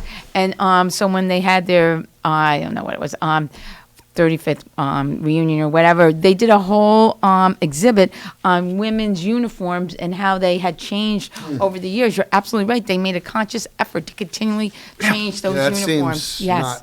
not logical, whatever. Right. Oh, well, Bill, we at the bottom of the hour, so thank you very much. Appreciate it. Yes, have a good Thanksgiving, a nice You too. holiday to you and your family. And we'll talk See to you you next December. month. All right. Very good. Dan, take it away. Thank you so much, Bill Forte. Bill Forte, thank you so much for your service and all of that you do for the veterans. This morning's program was brought to you by Robert Baum Commercial Realty, located at 79 St. James Street, Kingston, New York. Visit RGBAUM for more information. It's now at the bottom of the hour, and you're with us here at KCR, Kingston Community Radio, AM 920, 92.5 FM, and streaming online at mykcr.org. Tuesday, November 16th, a terrific Tuesday, November 16th, and 37 degrees right now here in Uptown Kingston. And we'll be right back after these messages. Hi, this is Tony Marmo from Norman Staffing, and we've been bringing together employers and job seekers since 1980. If you're an employer and have job vacancies, let Norman Staffing help fill them with permanent or temporary workers. We screen, interview, and recommend the best candidates for your company. We make the employment process easier and faster for you. Please call Norman Staffing for your employment needs at 338-9111, 338-9111, or normanstaffing.com. Donna from Louisiana. The storm just hit, and we went from donating to the food bank to needing it. Hunger is a story we can end. End it at feedingamerica.org. Brought to you by Feeding America and the Ad Council. Okay, kids, Dad's gonna teach you how to dance. First, spread your feet apart. Then, pump your knee. Dance like a dad. It's a great way to make a moment with your kids. Visit fatherhood.gov. Brought to you by the U.S. Department of Health and Human Services and the Ad Council. Hi, this is Eleanor Arrow from the town of Ulster, and I support Kingston Community Radio, and so should you.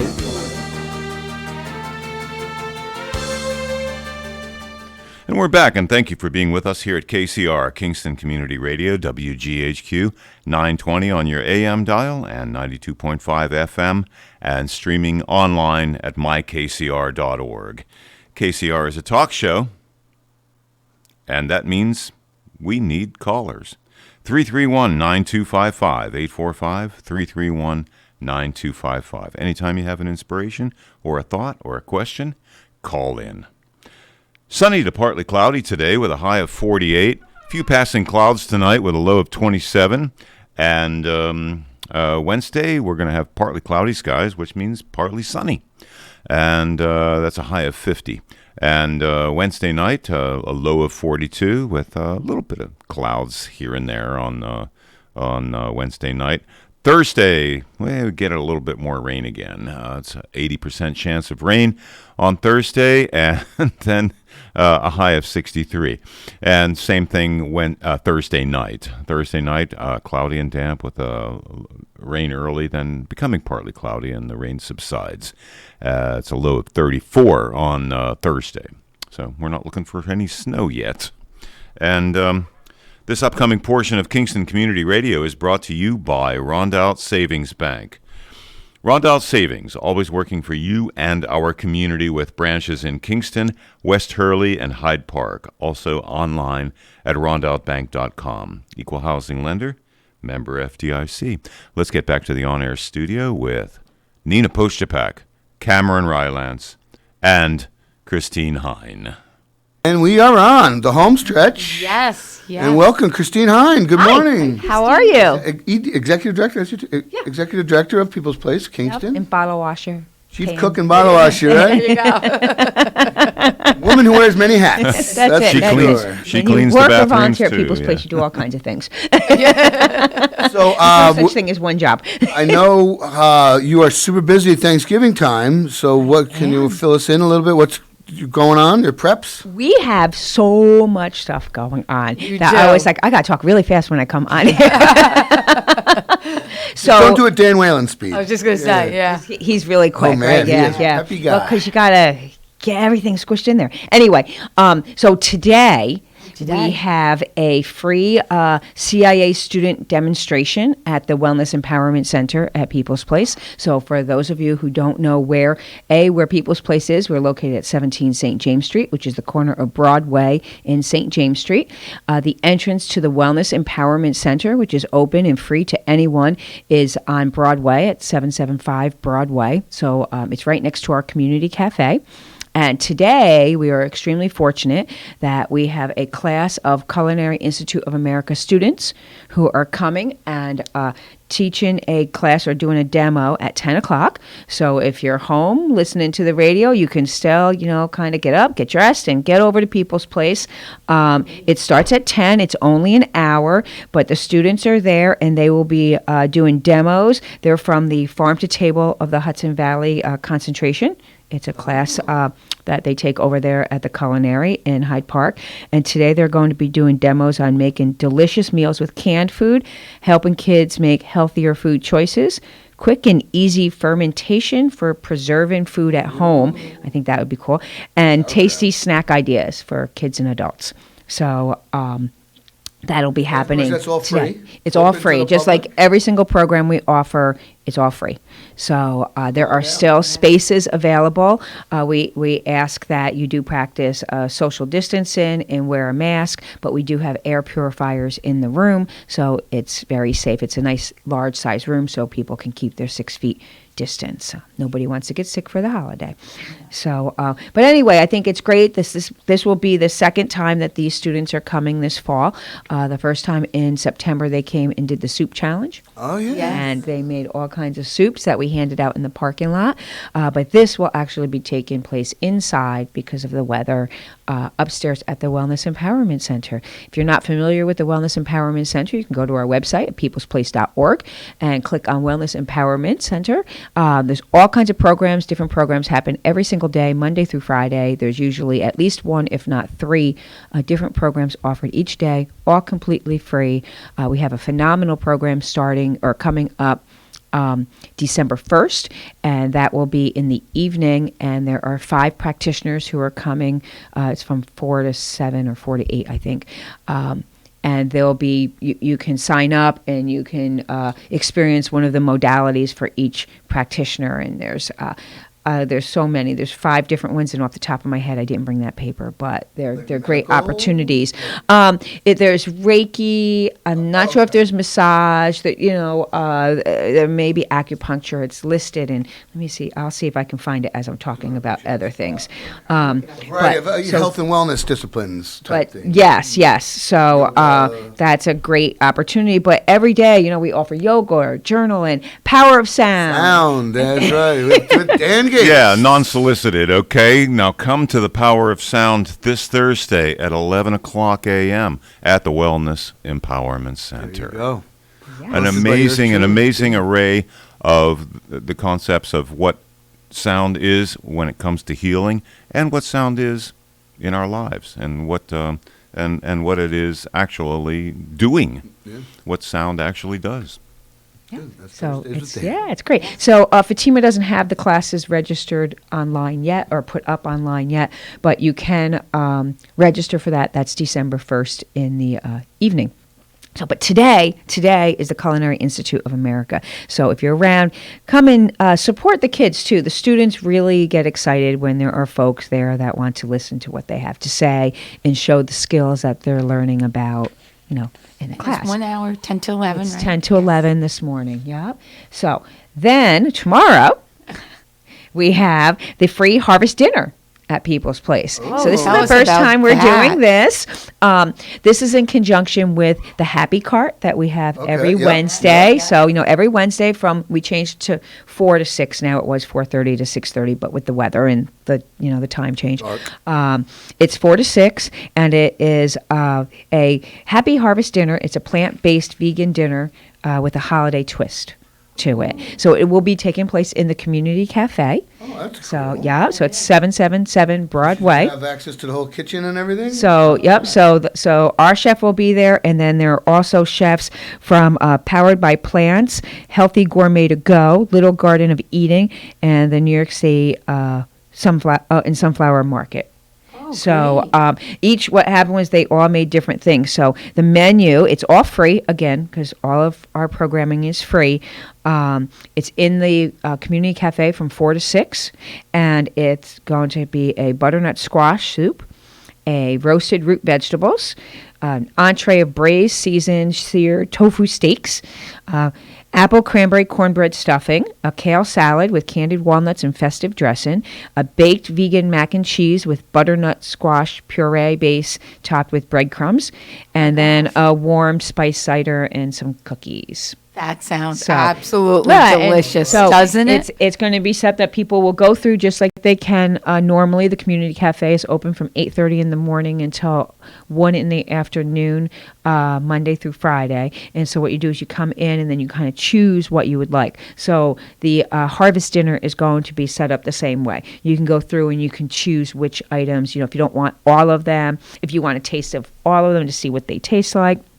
And we, as far as we can tell, this is, of course, is in partnership with Institute for Animal Happiness, Rebecca Moore. She's been fabulous. And we feel, from what she can research, is this is really the first time a collaboration between a human-based food security not-for-profit and an animal not-for-profit has merged together to coordinate something like this. So that's really exciting. That is. I like to think Kingston on the cutting edge, right? Yeah. But so we're excited. It's open to the public. Anybody can come through. So if you're around on Wednesday evening, it's this Wednesday, not next Wednesday, but tomorrow, from 4 to 6. People's Place Community Cafe, 77 Broadway. Really supporting I'm thinking about what you just said about your collaboration. That's like totally supporting the vegan lifestyle and, positive health change, climate, everything. Right.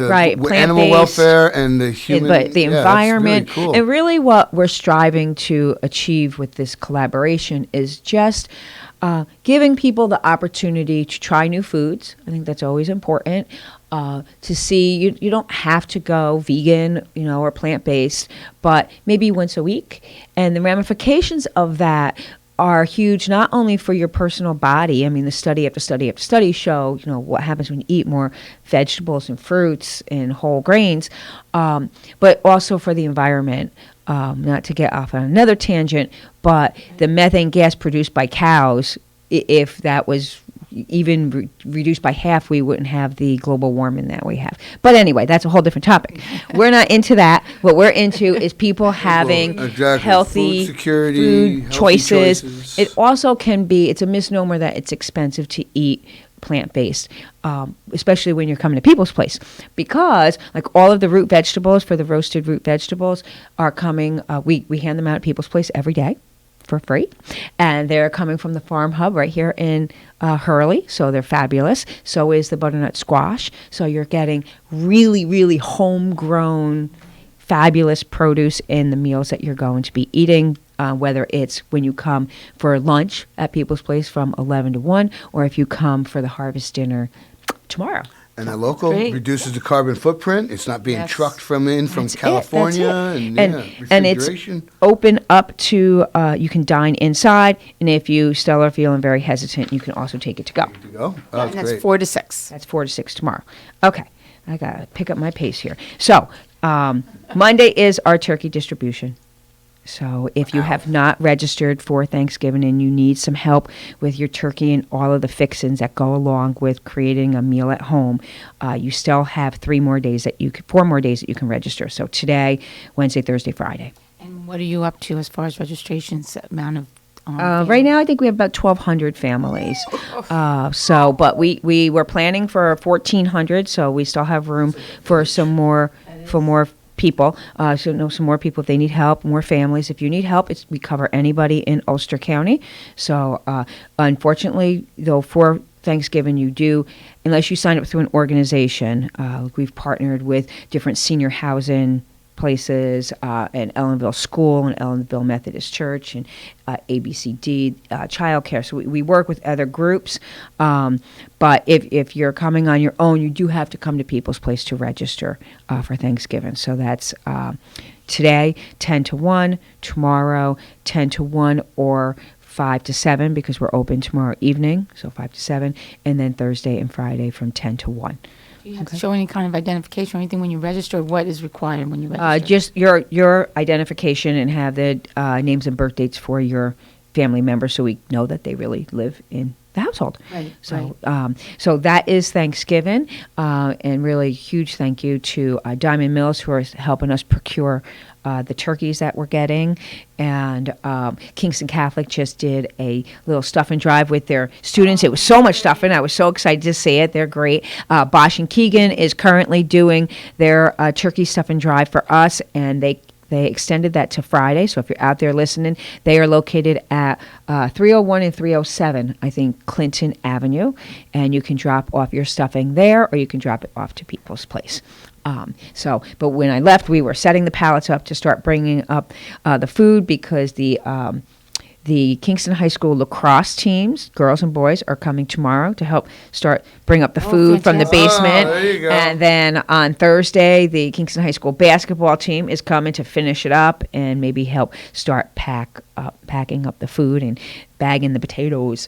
We're getting the potatoes from the Hudson Valley Farm Hub this year as well, so that's really exciting. I love being able to give out produce that is fresh and local, and it just has so many Literally more down the nutrients. road. Down the road. Yeah, it's great. It's cool. just and so tasty. It's grown potatoes. So I know you have a lot to say, but I just want to add one thing here. When Christine talks about feeding 1,200 families, 1,400 families, which is probably over 5,000 people and so forth, when she mentions the lacrosse team, the football team, that's the work that goes into it. Not only are you feeding these families, but the coordination and the yes. We've been coordinating. We've been working on this for months. Right. Months. It's a The huge behind the scenes that people don't Storage realize. of all Yes. this stuff. Yeah, the it's logistics of it. It is. It's huge, and just getting the volunteers for the day of distribution. I will say, if you're listening out there on Monday between 6 and 3, St. James Street between Broadway and Clinton Avenue will be one way from Broadway to Clinton, and the block between Liberty Street and St. James Street on Prospect will be closed off. So that way we can get people in and out faster and not create a parking and driving nightmare. Right, when you think of 1,200 to 1,400 individuals coming during those hours, it's tremendous. It's crazy. But we've got it all down. Last year, Kenny Davenport came on board and helped me with the logistics of driving and parking and everything. And he's on it, man. He's got it under control. Great, that's it happened because you can't put something like this on without a ton of volunteers. I mean, it just takes a massive amount of human power. I'll say human power, not just manpower, right? Women and men are there together.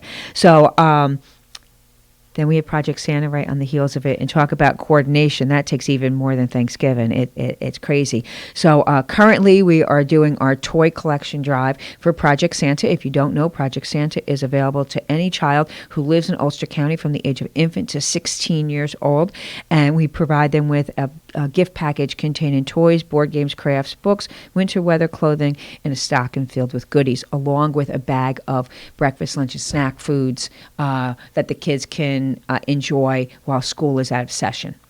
Oh, that's great. What happens when kids Right. aren't in school if they're getting assistance with breakfast and lunch, and then you're not in school and the holidays, it's so much more bills piled up on top of people. So along with Project Santa, we offer Bag Holiday Hunger, and the parent can pick it all up at one time.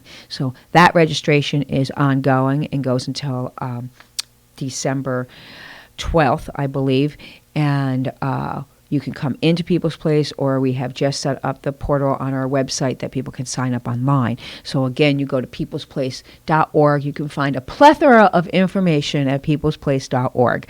And one of them is that you can sign up for Project Santa.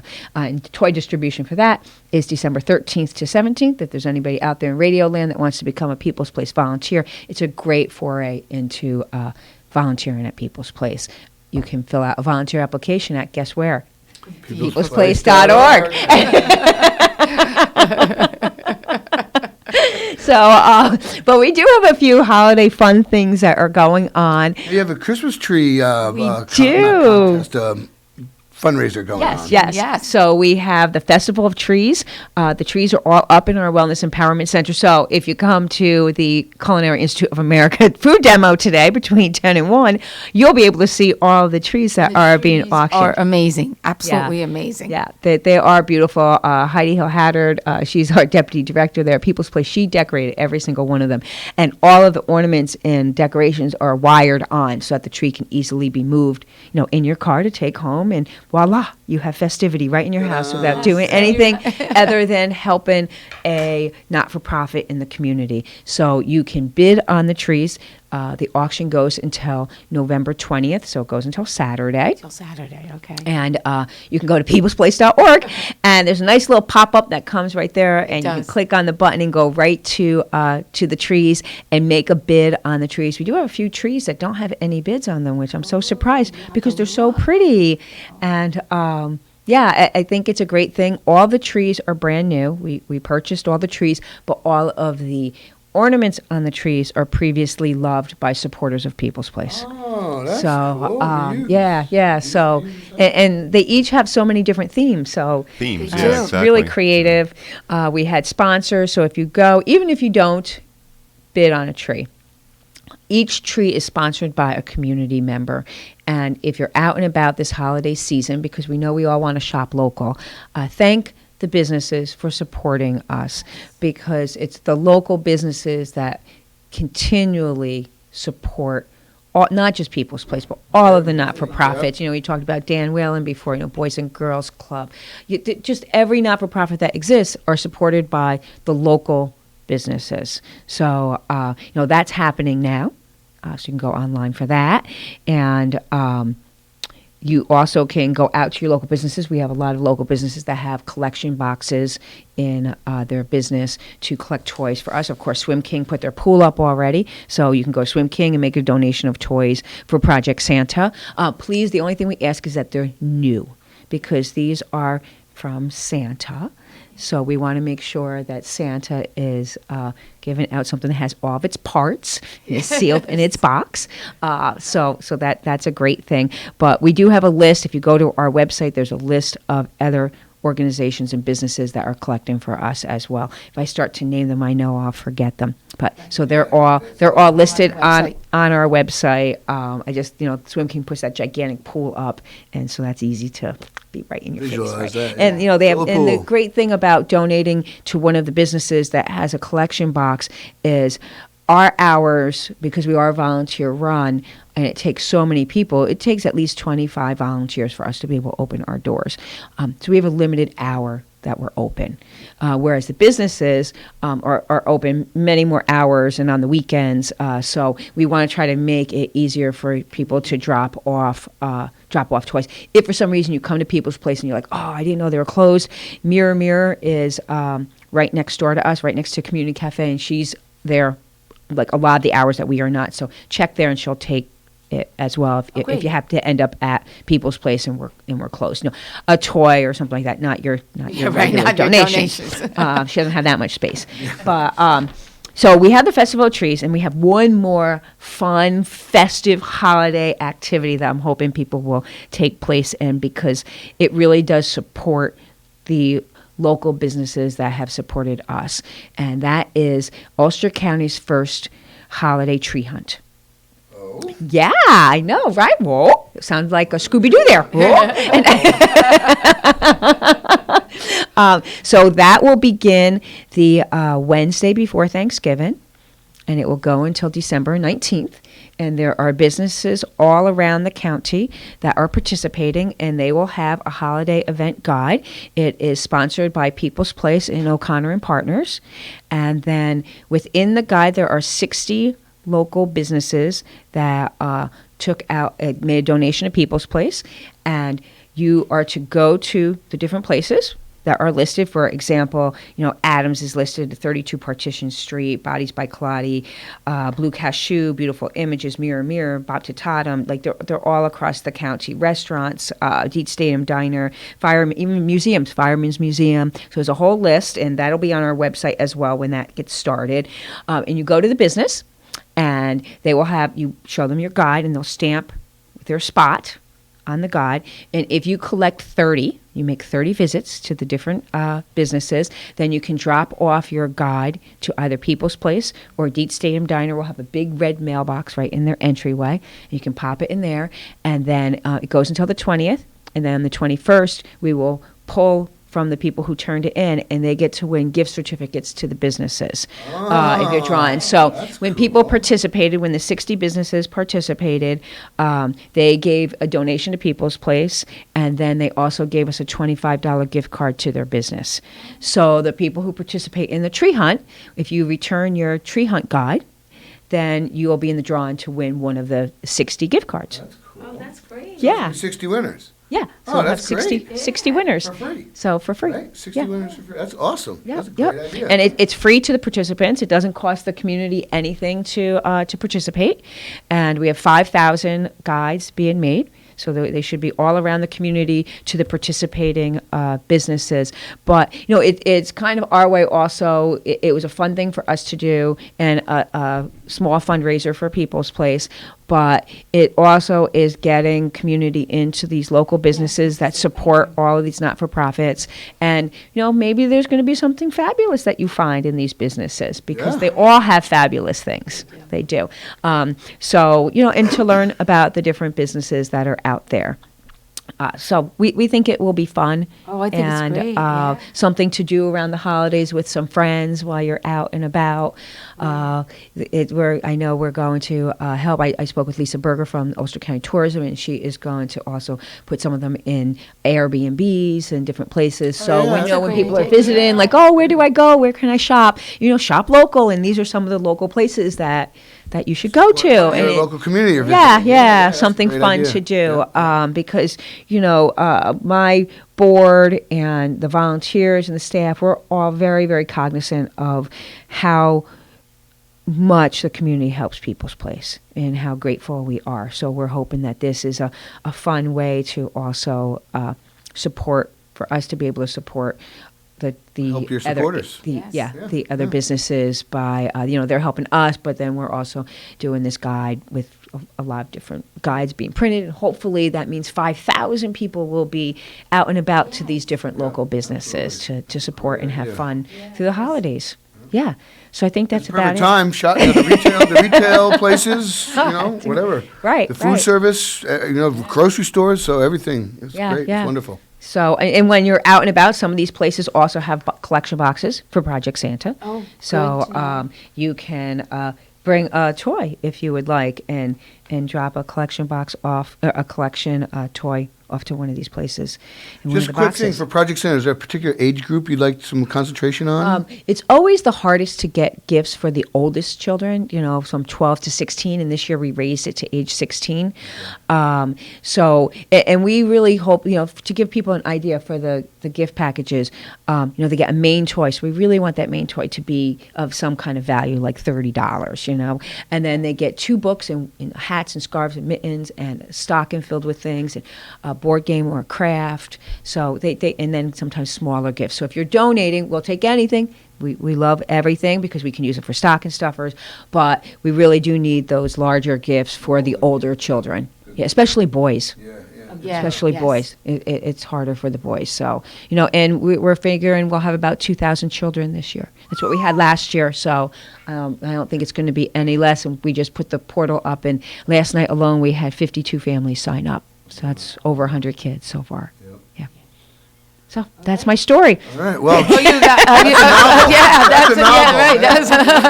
War and Peace here. That's a big one. So, Christine Hein, thank you so much. Thank you for your work. Thank you for being here with us. Yeah, thanks for giving me the opportunity to let people know what's happening. Absolutely. But most immediately, don't forget about the Culinary Institute today at 10 and the Harvest Dinner tomorrow at 4. All right. Have a wonderful Yes, Thanksgiving. happy You and your Thanksgiving. family. You Hope too. you have a nice Thanksgiving. Sleep. So, there you go.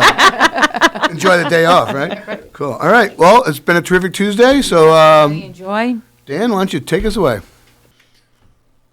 Thank you, Nina Postupack, Cameron Rylance, and thank you, Christine Hein, and also Steve Noble, Mayor Steve Noble, and Bill Forte for being in as guests today. This last portion of Kingston Community Radio was brought to you by Rondout Savings Bank, always working for you and our community with branches in Kingston, West Hurley, and Hyde Park. Also online at rondoutbank.com. Equal housing lender, member FDIC. Thank you for sharing the morning with us and participating in Kingston Community Radio, KCR AM 920, 92.5 FM, and streaming online at mykcr.org. Talk radio at its best, inspired discussions of, by, and for the community. And thank you, Nina Postupack and Cameron Rylance, for hosting today's show. We invite you to keep up with us every weekday, 7 to 9 a.m., and we thank Pamel Broadcasting for these hours. And until tomorrow, for a Super Wednesday, we wish you every success in growing and developing Kingston and all our neighboring communities. We now return you to Magic 92.5.